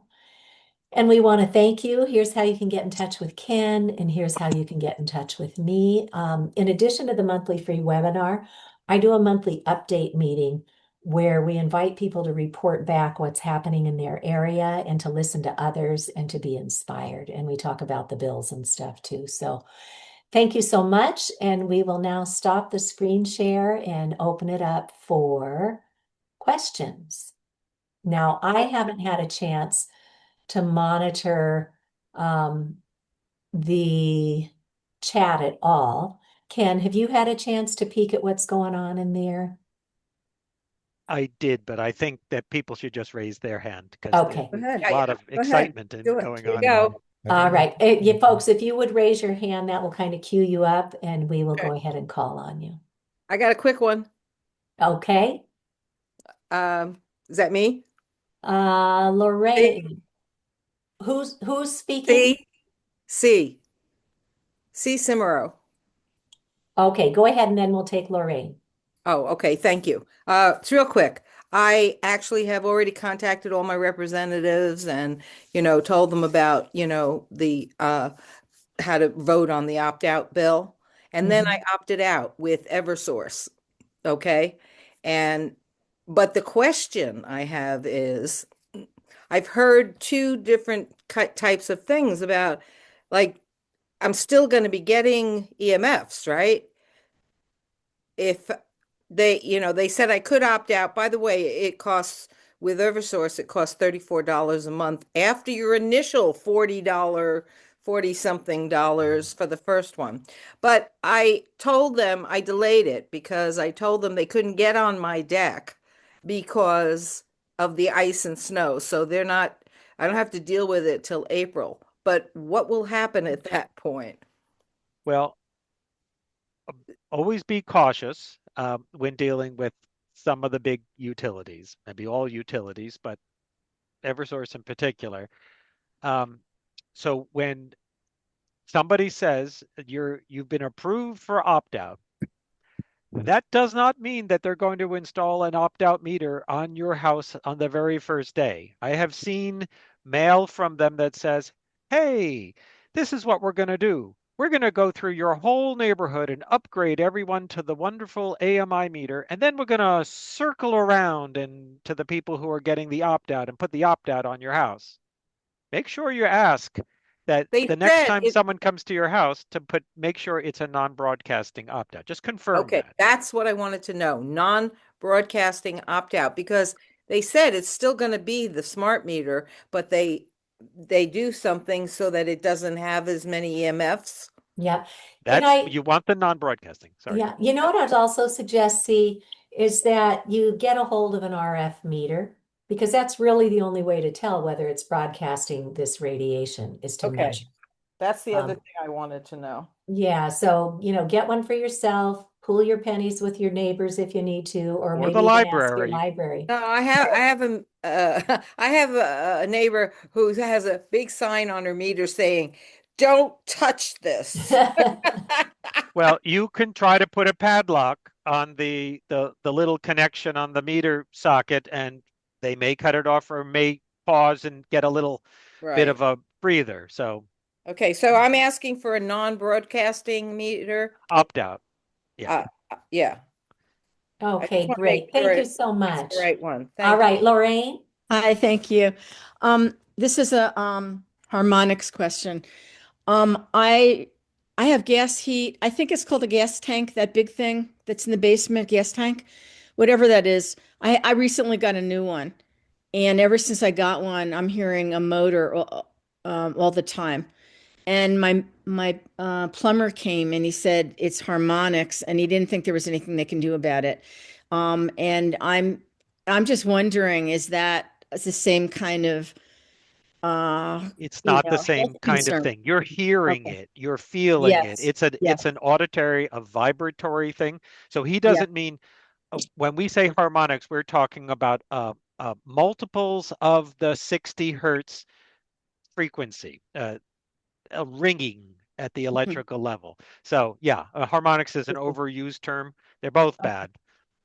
Do you think that's something that's dangerous that I don't know if I can get a new, I mean, it's a brand new gas tank, but If the plumber looked at it and didn't say it's about to explode or something, I mean, it seems like the HVAC guy is the only guy who could fix it, except, they made it be competent. I don't know. I okay. wouldn't be, I would not say that would be on my top list of things to worry unless you are really feeling anxious about it, in which case I it is. yeah. Yeah, sorry. Okay, thank you. Thank you very much. Thank you, Lorraine. Thank Robert, go you. ahead and unmute. Hi, I wondered if you know what the measured like exposure levels are from a smart meter in a typical home. Um, are there measurements of those values? Well, see, the way that smart meters work is they're quiet, quiet, quiet, quiet, then a giant impulse that lasts for maybe 10 milliseconds, 15 milliseconds, and then they're quiet, quiet, quiet. So they will, when you use the meter that Cece showed, it has an audible. The sound didn't carry well when she demonstrated, but you can hear squeaks and squawks. So you would hear when a smart meter goes because it'll be a click and then a click. So you'll hear it, but it won't necessarily measure numerically high. Just and this is so here is how I've seen a doctor explain what might be going on with this.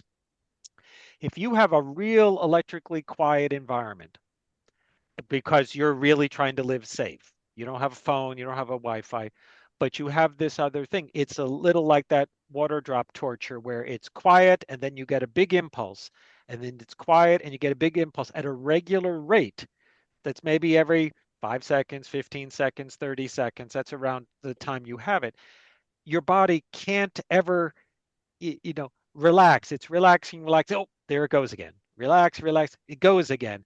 And they called it white noise obfuscation. That if you have a lot of devices all chitter chattering, your body is not going to notice as much as when it's silent, and then you have that little electromagnetic shriek. So I don't have a good answer for you because these broadband meters like Cece has, measure the entirety of everything. So unless you knew that smart meters were the only thing going, the meter is probably measuring the Wi-Fi from your neighbor and Hmm. other things. So it's hard.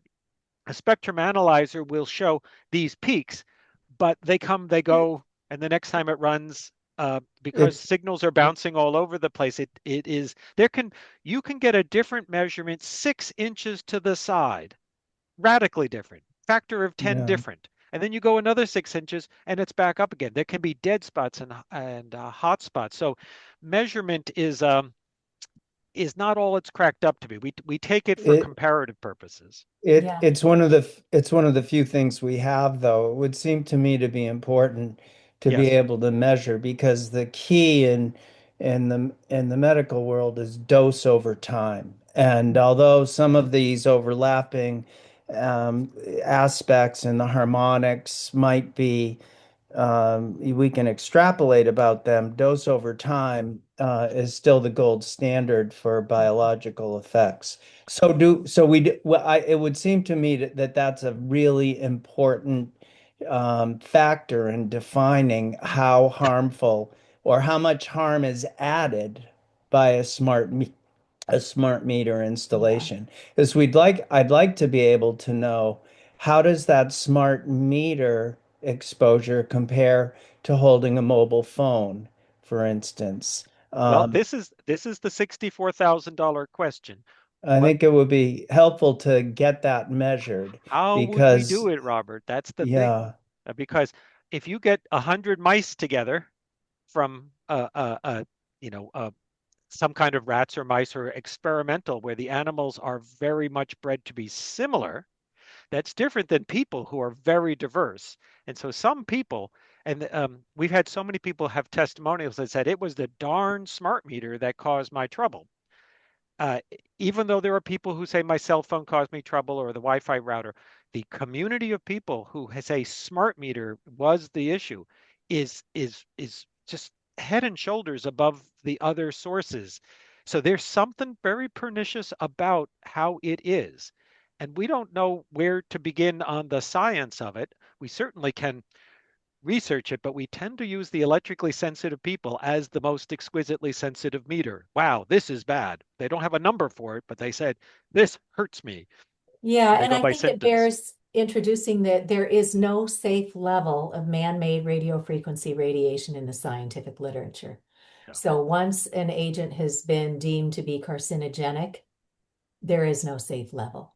So that's but why the we go, degree of carcinogenicity is going to be determined by dose over time. right. That And we and know, Just like a dosimeter in yep, radiology, yep, it's going to be dose over time. And so I'm not saying that this is the do all end all, right. but to compare, it sounds like there is no answer to what is the exposure in a typical home of a meter Yeah. installed outside of your home?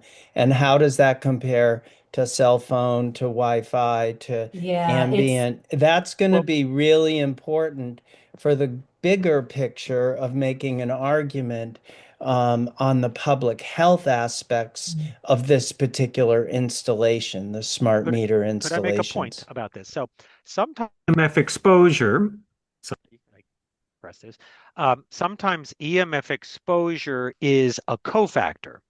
So if you're not getting good sleep because you are constantly being interrupted, or your melatonin cycle is very dysregulated, or your blood-brain barrier is opened up because that's another side effect of electromagnetic radiation, even in small doses, these can have an outsized effect on your health, even if the area under the curve is small.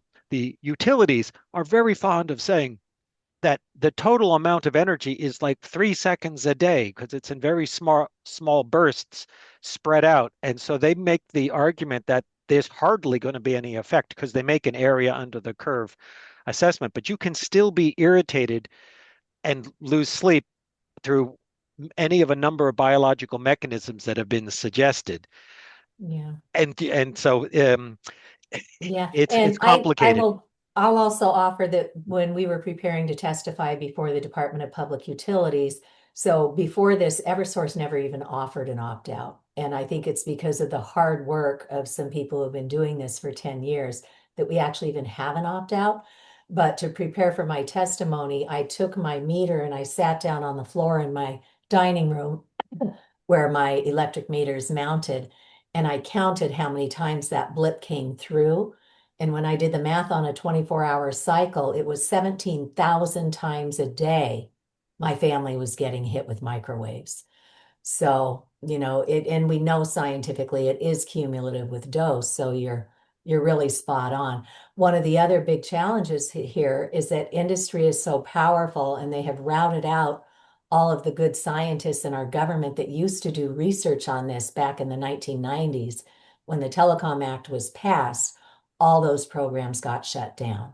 So we have not been investing money in our country to do the kind of research that you so rightly say needs to be done. But we know enough to know that the goal is to get to as low as reasonably achievable because there is no safe level of microwave radiation. So thank you, Robert. Cornelia, thank you for your patience. And then we'll go with Gail. I have simple few questions. Is there a better part of the, let me just say the three, better part of the house to have them install it in? Like maybe in the front where you aren't near your bedroom, like by the door that you enter, so you just go Yeah. by it quickly. Yeah. That's one question. Number two, I have a water meter and they just installed that a while ago in the whole town. And is there a way to have that put more out of the house? And three, I live in Lee, and what are they doing? I didn't understand. I didn't know anything about this, except for our town put out that we could watch this tonight. And they said that it's happening. Oh, that's All right. fantastic. I love hearing That's that. nice. I'll take a hit at a couple of your questions They and then I'll turn it over to let me Ken. explain. They put it out that we can watch this tonight, but it also has been put out that smart meters are being installed. Yeah, So they are. what Chris went. what can we do in Lee? So those are my So good questions. Chris is your town administrator. He's been Right. in touch with me and he's going to talk to the board at their next meeting. The last one was the 17th, so it's typically 2 weeks after that, about hosting a forum throughout the Berkshires. And that will be a great opportunity to get people informed and to start speaking up to your legislators. The board has already sent a letter to the legislature, to your state rep and your senator. Now, your Senator Paul Mark knows this stuff. He used to be a lineman for Verizon many years ago before he earned his law degree. So he knows even just the electromagnetic fields from the wires. He knew that people were getting sick from those back then. So he he hasn't championed, but he has introduced a couple pieces of legislation. He introduced the schools bill. And there's also a bill to improve civil rights so people with disabilities can ask for reasonable accommodations. So speak up to your state rep, to your state legislator. You will now be on my list and we'll send you an announcement when the forum that they hope to bring to the Berkshires is there. So that's one thing. And as far as distance on the meters, Ken will be able to answer that better, I'm sure, but distance is your friend. So if you can put it on the other side of the garage instead of on your house, that could be helpful. But yeah, you definitely don't want it to be where people are going to be spending time or sleeping. Yeah. So Ken? for the water meter, it's going to be in your basement because obviously It for is freezing, already. they often will have a wire, a gray or black or white wire that goes from the actual device and it snakes up. So they'll either install the broadcasting piece uh, right in the ceiling, or they will have the wire leave the house and then put a little doohickey on the outside of your house, which is obviously the preferred. So you can ask them what it's a kit. Once there's a wire and there's an antenna on the wire, could we please move it outside the house? Is the request. If you have it immediately in the ceiling of the basement, which is just under the floor, that's not great because that's the living room or the dining room or the kitchen or someplace where you spend time. So it's just held in with screws. You can unscrew it. There are shields you can put around it to reduce it by a factor of 10 or 20. They'll still get their answer. They only need an answer like once a day, once a month. So there are ways to to deal with it, even if they're not cooperative for a water. The worst one is the electric because it's so tied into your electrical system. That's how you get the dirty electricity. And its location is always known. It's the meter socket at the service entrance. So you have no choice on its repositioning there without, an excavator moving it off the side of your house. Okay, thank you Thank so you. much, Thank you. Cornelia. Going on to Gail, go ahead and unmute, and then Deb and Amy.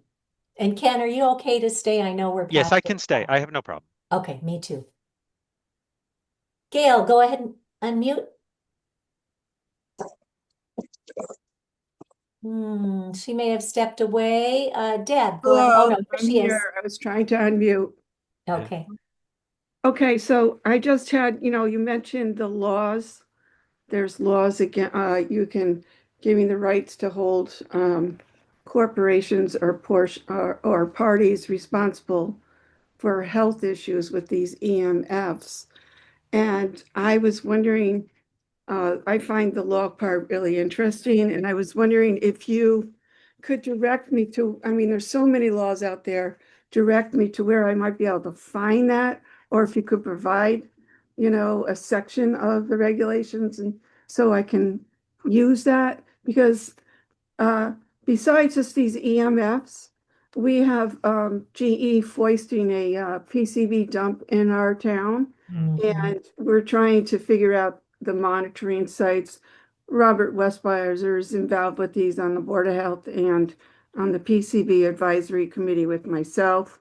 And, this law is so interesting to me. I don't know the law, but having that baseline for both the EMFs, it seems really important.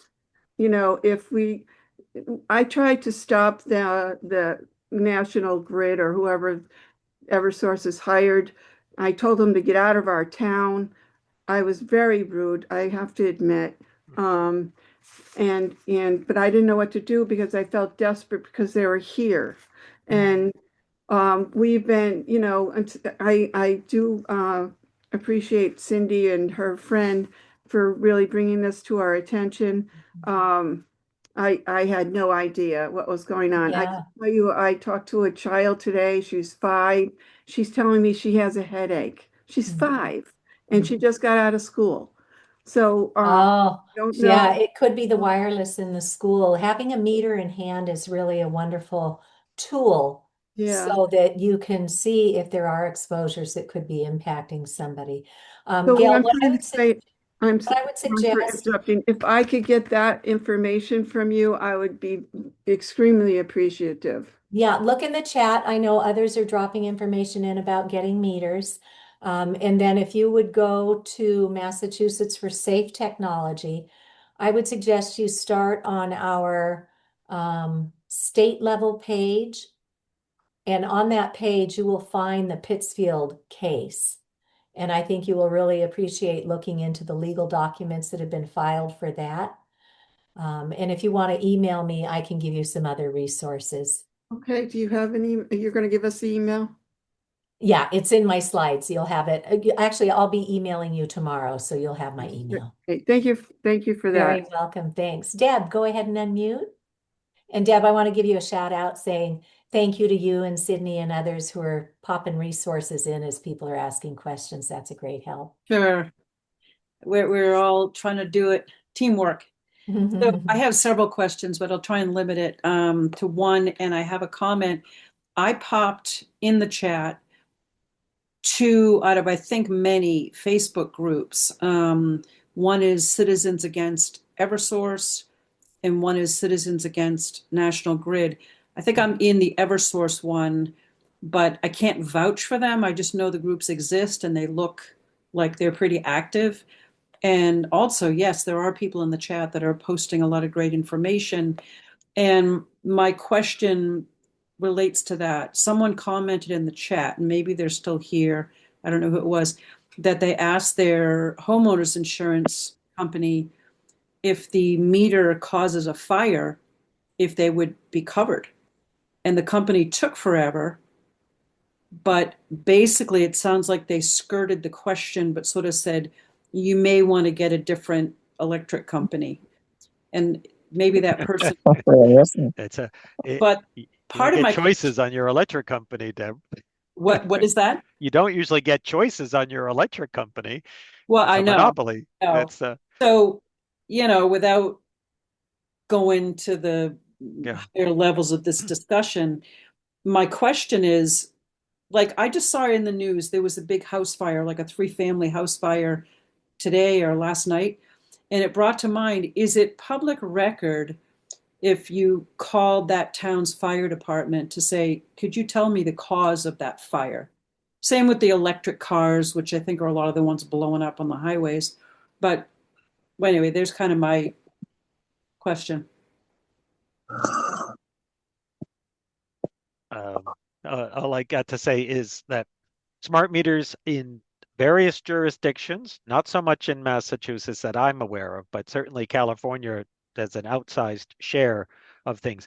Some of the problems with smart meter fires are because of how they're installed, just ripped off and shoved in while they're still active without even the cooperation of the homeowner to shut things down. So you can definitely froth the device, and then arcing later could happen from it.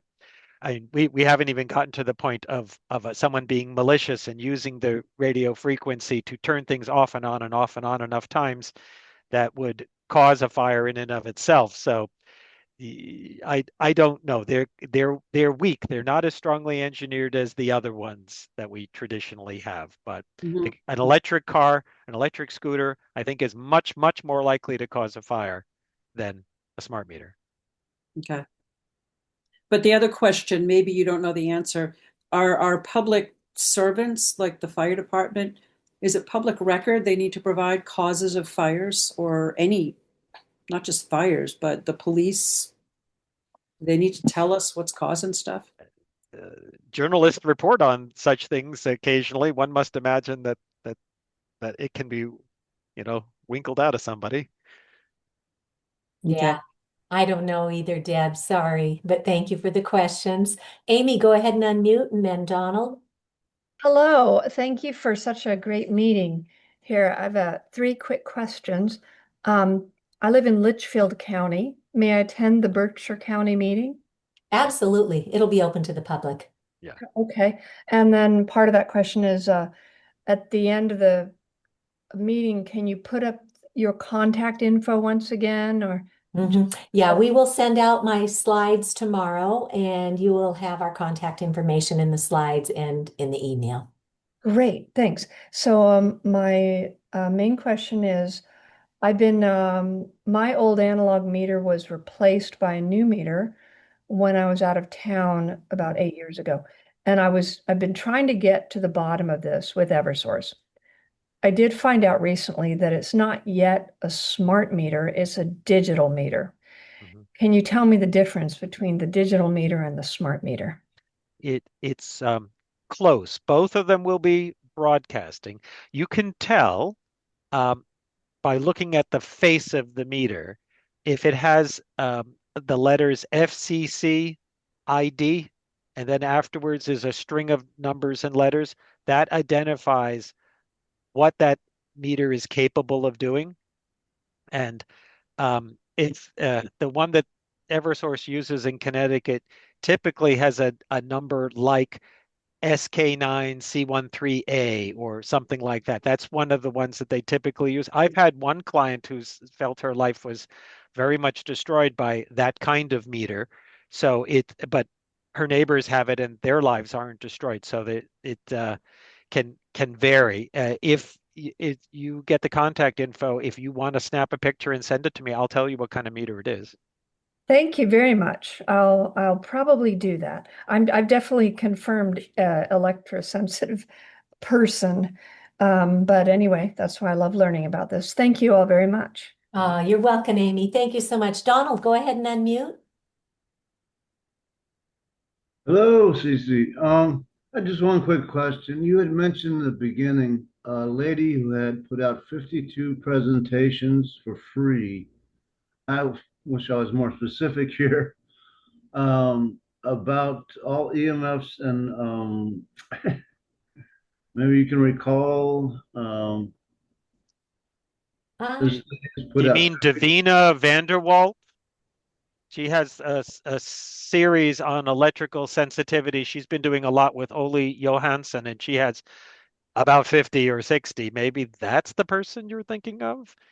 Uh, if you give me a moment, I might be able to give something If better. you can put up the link to that, that'd be nice. Okay, I'll at least write down the person's name who I'm thinking about. okay.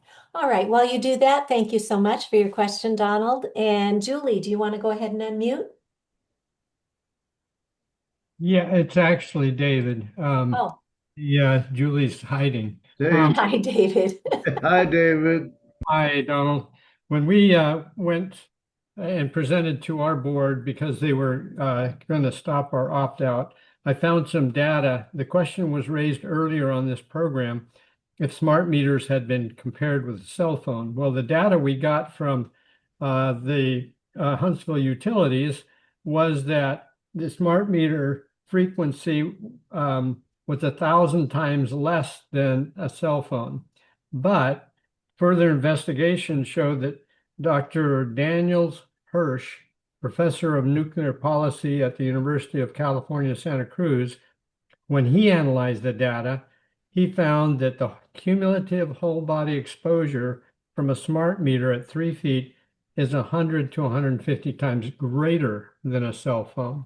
So Wow. it is much greater than a cell phone. Well, but the problem with that is that Daniel Hirsch did that exercise and he had sort of a 5 or 6 page paper that they wrote, and then they walked away and never said anything more about their method and how they did it. So I won't say it's discredited, but he lost interest after dropping a bombshell and just walked off.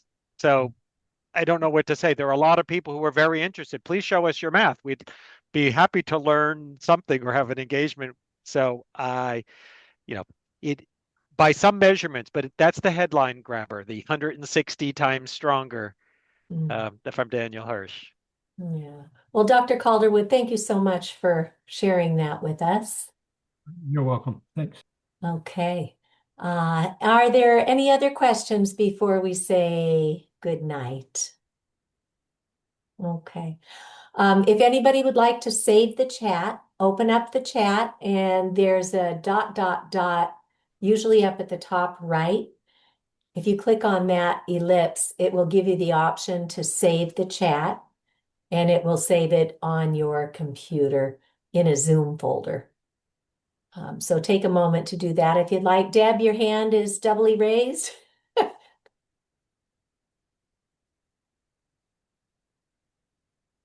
Hello? Hello. Hello, this is Gail. I don't know if you're trying to reach Deb, but Oh, um, go I ahead, Deb. one question I forgot to ask was, is there any way that we can stop Eversource from assaulting our town at this particular time because we want to be able to spend time discussing it, or are we just behind the eight ball?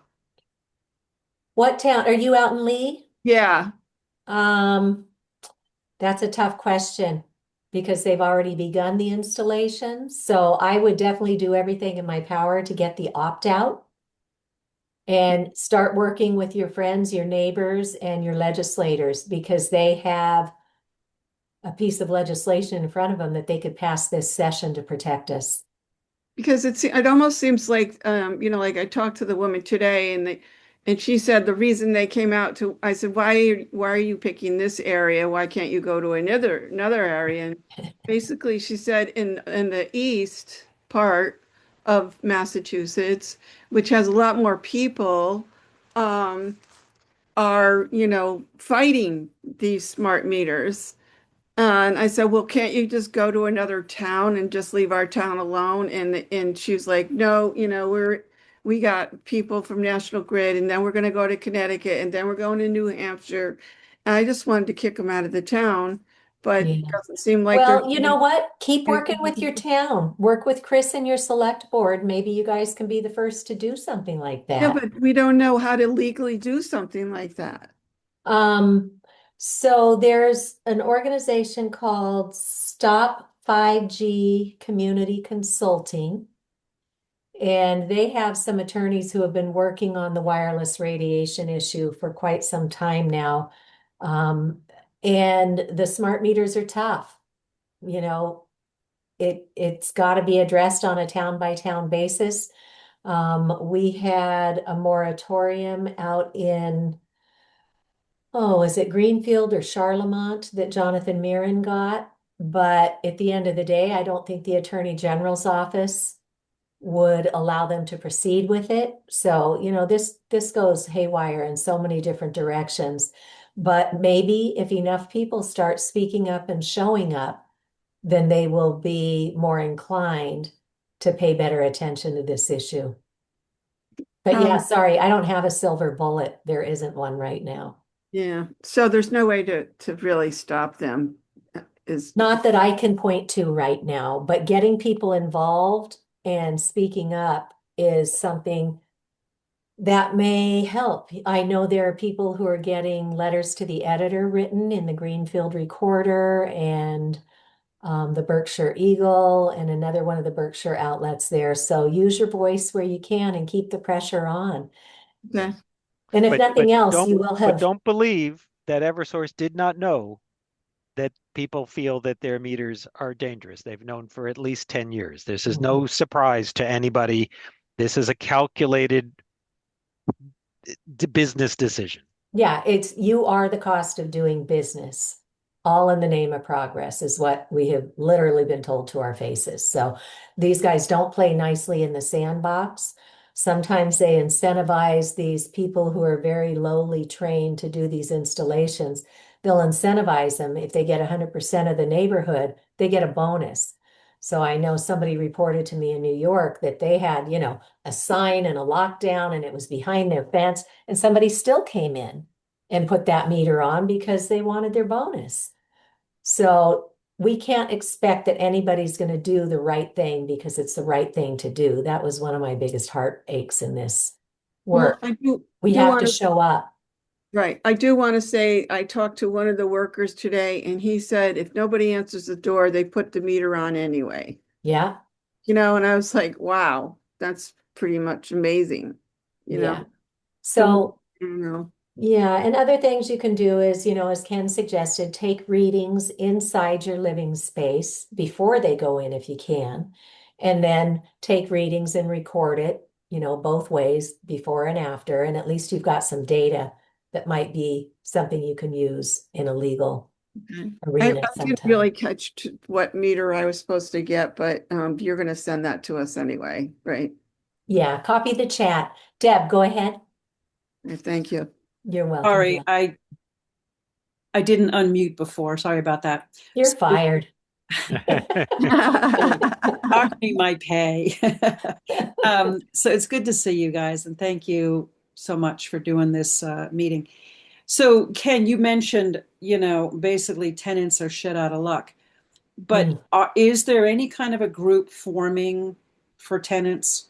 Because that, I don't know the percentage of people that are renting versus owning, but because you came to my house, you did my assessment, my last house had a bank of 4 meters, and my complaining about it was part of the reason they kicked me out. And it's horrible to think that we have no power in this matter. But It, are you hearing? even if you're a condo owner, you have the same problem. It isn't just rental, it's shared housing. So Right, what they did is you have a bank of electric meters, which is already kind of dicey to have next to your unit. But then without even asking if they're a child bedroom on the other side or anything, they will go and upgrade all the meters. Just put their blinders on and just do it. They will have meters that are half or a quarter of the legal maximum limit and then put 20 of them together without adding up that they exceed even the FCC's um, very uh, very profligate high levels. It is, I don't have a good answer except don't choose a place that has it's a potential hazard. So whenever a person does look, run away from anything. Well, always find out where those kinds of hazards are. That's not a great answer, but No, I hear relocation you. is, I mean, I would only expect you to be honest with your knowledge and experience. I think that as we discussed, as you presented about, and people are discussing in the chat, I think there needs to be more accountability for everybody along the way that is saying yes to these things. Go to the condo association or whoever, the landlord, property. Yeah, and Deb, we agree, but we can't do that. Right, It's right. the citizens or the residents there who have to get the ball rolling. We would be happy to come in and help educate your local boards or, Yeah. condo groups or whatever.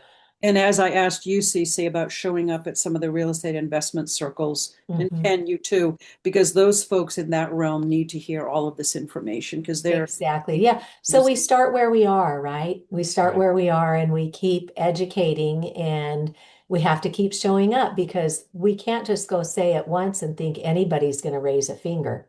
right. no. We But have we to are keep showing up. concerned, especially now, because the past few years, upgrades of meters has been piecemeal.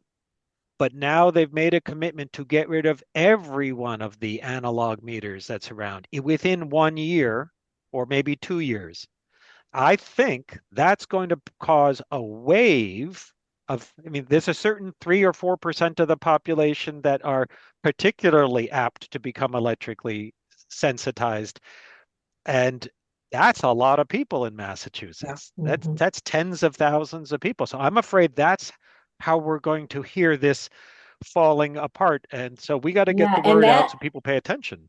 that Yeah. even has a long tail on it because they're going to go to their doctors and their doctors haven't been trained and they're not going to ever figure out why they're so sick. So that's Yeah. why working at the community level Yep. to bring awareness in, to do community forums can be one of the biggest gifts we can give to one another. So, Yeah. okay. Thank you, Deb.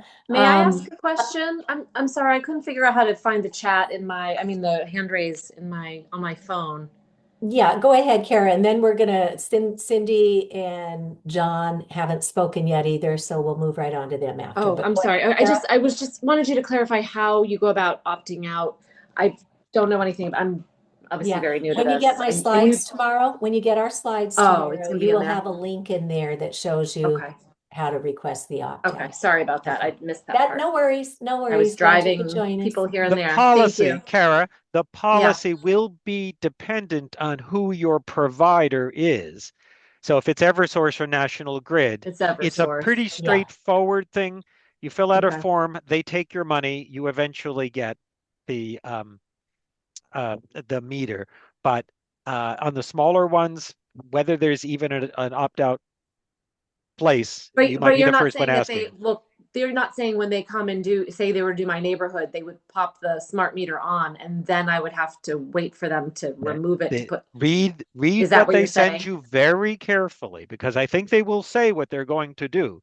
But Okay. when I've seen it, it says, good news, we're coming to your town and thank you. You've got an opt-out. We're gonna do what we do. We're gonna put the AMI meter on everyone, and then we're gonna circle back. They use the phrase Oh, circle that's what back you were.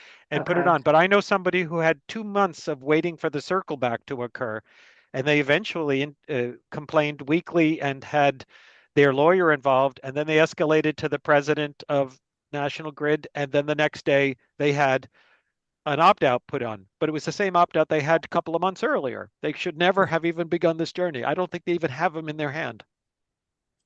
So this No. is really, it's really bothersome. It's troubling. It's very troubling. I Okay. know. Thank you. All right, John, go ahead and unmute. Thank you for your patience. Well, Yeah. Right. This is something I do that it doesn't go along with what you are saying because I'm a dowser. And I've told this to Roman way back when a few years ago, but uh, on electrical instruments, I've done this on the smart meter and I've done this to the control panel. Just 9 and 16 little scratches, and to a quarter-inch long. It changes the energy from negative to positive. When I hold the pendulum up beforehand, it turns counterclockwise. When I put the 9 and 16 on, the pendulum turns clockwise. So something must have happened, but I need verification with a meter. Where somebody would do that to see what happens. That's for inside the house. That will kill all the electricity inside the house, in the switches and the outlets. But you have to do it to your refrigerator, your stove, your microwave, your television set, your hair dryer, and all that stuff. 9 and 16 scratches on it. And beforehand, if you're a dowser, your pendulum will spin counterclockwise, and when you put the 9 or 16 on, it'll go clockwise. Also on your cell phone, it'll work on your cell phone as long as it's not operating, because as soon as it starts operating, the 9 or 16 don't work. You have to put, I use a small copper lock washer on that, and that kills it all the time. And I've had that on my computer. Same thing, the copper lock washer on the computer, and it changes the pendulum will spin counterclockwise beforehand, and when I put it on, it turns clockwise. So something is happening, and that's it with the stuff. Okay. I also Thank you, stopped Donald. I don't have any experience with dowsing myself, but Ken, do I you do. have? Yes. Yeah, we have some. So, we just if we distinguish between technogenic, I mean, sort of man-made technical radiation and the meters that measure that, from the subtle energy things, the dowsing, the biogeometry, the um, chips and pendants and other things. There are advocates for both. And so one side is the numerics, and then you have the non-numeric side. And there are a lot of options on the non-numeric side, but we don't have good science that suggests that it actually is addressing the fundamental thing that other people have said leads to um, calcium infiltration into cells, or nerve problems, or a leaky gut. So it would be great to marry those things together. My electrically sensitive sweetheart, who's been housebound for 7 years, effectively, she is an expert muscle tester. So she can tell if something is okay or not, and she can tell how many minutes she can be exposed to something. So she can feel it, but we don't make changes to. She's never noticed any of the chips and pendants have really helped. Some crystals maybe have. So I'm interested in learning more about what you have, but it's like there are no meters to verify Oh, this. I know. I need somebody to test it, to see And what. I mean, when the pendulum changes direction, something's happening. something happens. So the short answer to this is there is this notion of scalar energies. And it's a long story, but basically the electromagnetic equations that everybody uses for radio engineers have a leftover parameter called the scalar, which is not necessary for the calculations, but does seem to be some kind of energy that can be manipulated and may indeed be injurious. But it is so far away from the scientific model, much it doesn't get much respect. I can appreciate it. I definitely have clients who feel better with things like what you have mentioned, generally speaking, for dowsing and changes to the geopathic stress in their environment. So I have seen it have an effect, but we always worry, is it a little bit, does it calm your body down, but your cells are still being damaged? In which case, you've essentially put a masking tape over the check engine light, and it's still something bad is happening, but you're not worried about it anymore. We worry that that could be, we don't know. So I'm interested to learn more. If you get the information from Cece and my contact, if you shoot me an email, I would be happy to have a back and forth with you to learn what you were talking about. What is your email address? Mine is biosafer housing. It's in it's bio. I'll just type it in. If you can see the chat, I'll just type it in. Biosafer Okay. housing. Thank you, Ken. We're going to Yep. go, John, thank you for your questions and comment. We're going to move on to Cindy Matthias if you want to go ahead and unmute. Hi, everybody. Thank you for the meeting. It was great.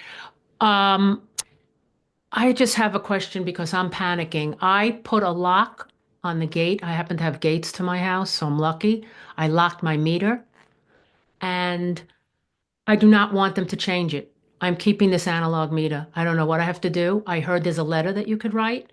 I got a copy of it and I believe that it works. And I don't know, I want to know if you heard about that, about these letters. Is that the letter from Jerry No. Day? No, it's not from anybody. Somebody else gave it to me, Okay. and it addresses the president, CEO of Eversource, and it Mhm. states a whole bunch of stuff, and you notarize it.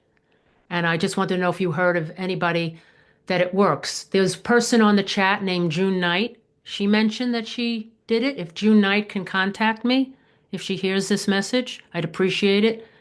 Um, Also, I heard a doctor's note works. Like someone in my house had 36 radiations to his head and 8 chemotherapies. That's pretty dangerous to have this meter attached to I my house. haven't, my unfortunate response is I have not heard, especially for Eversource, that a doctor's letter will do squat for you. It will not pull the heartstrings or make anything happening. Neither will asking for an ADA accommodation or any of the other things that any right-thinking person would respond to with empathy. I do know that one person, I know Cece knows him, Ed Friedman up in Maine. And his doctor did say because he had some kind of aggressive cancer, like a blood cancer, his doctor said you should not be exposed to radiation. And Central Maine Power did let him opt out. Then he pushed about the fees, and I think In he's at the litigation. federal trying to push Yes. for that. Right, but I'm Yeah. not talking about an opt-out. I'm talking about the opt-out. I don't want an opt-out meter. It does the same poison. I want to keep my analog meter. I'm not giving that Yeah. Yeah, up. They're not getting hold in my. on to it. Yeah, for I sure. mean, Ed, if you can contact Ed, he may have some strategy to share. He's a smart guy. Ed Friedman from where? Maine. I'll pop it in the chat because he has a group Oh, that he formed. okay. Pop it in the chat. Okay, thanks. Okay, so I Yeah, just and want. I know I just found out last week that Duke Energy, which services the Carolinas and some other southern states, they do have something on their website saying that if you have a doctor's, you know, note, then you can get out of having one of these transmitting meters. So this is the first time that Eversource has even offered an opt-out. So it's brand new territory with them. But no, I have not heard of anybody getting a medical opt-out. And in fact, we had a woman here who was very electrically sensitive, and their town had their own utility, and she produced her doctor's letter. And this was during the pandemic where we were all in lockdown, and they told her if she didn't take that smart water meter, they were shutting off her water in the middle of a pandemic. So these local utility owned, municipal owned things can do whatever they want right now, which is why it's so important that we all start standing up on this and see if we can cause a ruckus, a polite diplomatic ruckus, but we can't just sit here and let it happen or it's going to happen. So, okay. Deb, thank you for introducing Ed's work up in Maine. And Donald, is your hand still raised with another question? Okay. Um, or Cornelia, is your hand still raised?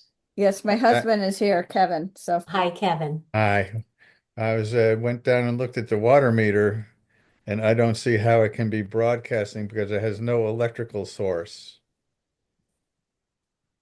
It's just Uh, a wire and an antenna. well, there could Appears to be be battery. capacity. All of them have battery except for the electric meter. They all have like a 7-year battery inside. Ah, okay. I think some of them actually can, from the pulsing of the gas or the water, have some recharging capability, but Okay. they work without. If you open it up and it says census, Sensus, that's a very common one we see in Massachusetts, and that is a broadcasting. If you have a wire leaving it, it's broadcasting. Okay, thank you. and now, so also, I have like a landline. I don't have a cell phone, and it was not working. And so they insisted that I put in, what was it? Oh, Verizon wants to put in a wireless landline, which I assume would be a cell phone, basically a cell phone. So they want to take away your copper and they Uh-huh. want to sell you service. So you'll either be having it on top of cable, on top of the internet, or fiber optic. Fiber Okay. optic. Yeah. Is that the Yeah. same thing causing the same problems? Different problems, not as insoluble as some of the smart meters stuff. Or let's just say it's new enough that it doesn't have such a large number of people giving testimonials, but it is not a benign. It's not benign the way it seems to come into people's homes. Yeah. I am very sensitive, meaning I have for high pitched sounds. Is this a high pitched sound? Pardon? Is this a high pitched sound? I Seriously. can't hear it. Any high pitched sound is getting squashed by whatever filters are on the internet. Zoom So filters it's out. not something you hear. No, it Okay. it doesn't come across. Sorry. Got you. Thank you. All right. Thank you, Sydney. Go ahead and unmute. Hi, this is great, by the way, Cece and Ken. Thank you. Yeah, I just wanted to say that what Verizon is doing is also what AT&T is doing, and they're suggesting that people give up their landlines and that you use this device that actually is like a little emitter, with the antennas. Is that what you're talking about, Cornelia? Yeah. So they're doing that, and California wants to do it too. So right now we have a rulemaking in front of our California Public Utility Commission to not allow them to do that, and that to require them to keep supporting the analog meter. Now, did they take it away, or they sent you a letter saying that you can do this, or they're going to eliminate your landline and this is your option? They said that the landlines are old, but then they fixed it fixed it. Don't worry about it. Then ignore that letter. Say No, no, there's no letter. I did not get a letter. My phone stopped working. Oh. And they fixed it at the main switching site. And so it's working again, but they said it's going to keep happening, then it won't work. And so because the copper wires are going defunct because they're old or something. Oh, that's the spiel. But hold on as long as you can. Don't buy their spiel.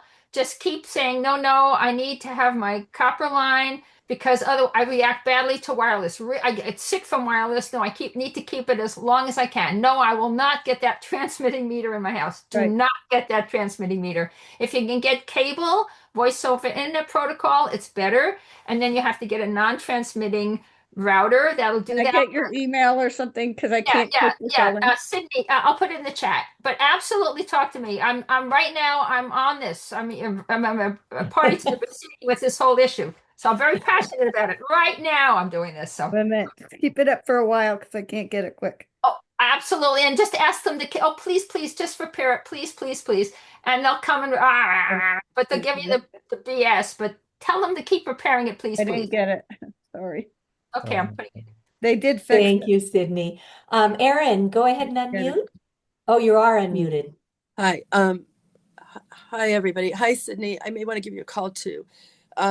AT&T slammed my account, so my phone and my internet are gone, and all I have is wireless. I've been through 12 to 15, caught in that that dumb little call center loop that you get caught in. I have been mocked when I mentioned that I had a disability. It's been unbelievable what's been happening. Now, I did go to the FCC website, and you can go ahead, and I'm sorry, but my husband and I now have pneumonia. I swear to God, we can't seem to stay healthy in this house. So I went to the FCC website, and they have a process that you can, they will reach out to the company, they'll serve the company, but it's basically between the company and you to work it out. There is a more advanced, and I think that's where I'm going to head. Although, do I really trust the FCC? And that costs, I think, $650 to initiate some kind of a legal, but we all kind of know where they stand with this stuff. So it seems like a no-win. I'm not done yet by any stretch of the imagination. Where I'm most concerned, I lost all my voice messages. And now I'm worried about my internet. I'm worried about my email. You know, is all my stuff just going to disappear? They just did it without warning. So it's happening, and I don't know anybody. Sydney, I might give you a call. Maybe you could. I'm in Ohio. Ohio is just, it just seems like everybody is just for this stuff. Little people, a lot of people just don't seem to know. But anyway, okay. Thank you for listening. It is happening, but yep. All right, Erin, we hope you'll be feeling better soon. Donald, did you want to unmute and speak again? Okay, this will be our last one. It's been almost an entire hour with these great questions and answers. Go ahead, Donald, unmute. Oh, I think we lost your video rather than your audio. I pressed the wrong button. There you go. I did not have my hand up, but I just posted something. I am unable to sleep in the mornings because of a heart frequency coming from antennas. And it's a whole nother conversation, so it's not been included and recognized in all this. And I've witnessed it for years. I thought the guy that told me about it 25 years ago was crazy. And then I started hearing these sounds and these frequencies. And they are very low frequencies, I believe. And I wish I had a detector and I could just put all this together. But another conversation there. So would you say it is a hum or the hum? Yeah, originally it was a hum, and now it's like a whine. It's just like a ship's horn off in the distance. You don't live near big wind turbines at all, like within Everywhere 2 miles, I 3 have miles? moved many times. I have heard it. I have worked out in the country away from everything in the daytime, and when nothing's running in the house, you can hear it. Yeah, there definitely is a segment of the population who can hear this thing called the hum, and there are like 20 different theories about whether it's mining or I've researched it. It's from the yeah. Heart It originally was called the Heart Project. Yeah. High auroral something in the ecosphere. Yeah. This is being done in conjunction with satellite activity also. And well, it might be infrasound, low frequencies that you can feel, and they're below the level of hearing, or it's hearing.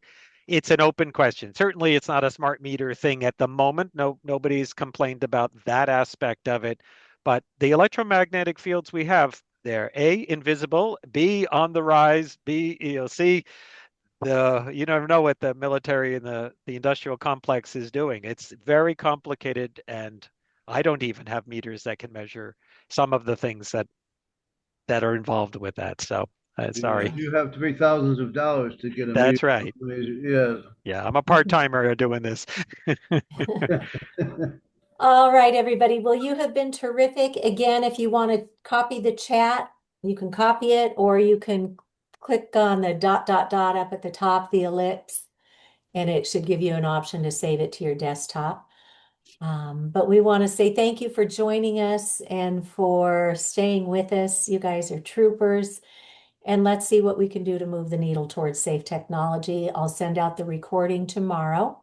Now, Cece, and my slides. Deb. When you send that out, sorry to interrupt, you're okay ethically with us sharing it, like on Facebook? Of course. Okay. Yeah, please do whatever we can do to help get word out. We don't record the monthly meeting. No, but this one is fine. It's a public forum. Okay, thanks. Okay. Thank you, All guys. right, everybody. Take care, and we will see you next time. All right. Sorry, Bye-bye. does Bye-bye. everybody who is on this get a copy of the recording? Yes, if you registered, we send it out. Perfect. Thank you. You're welcome.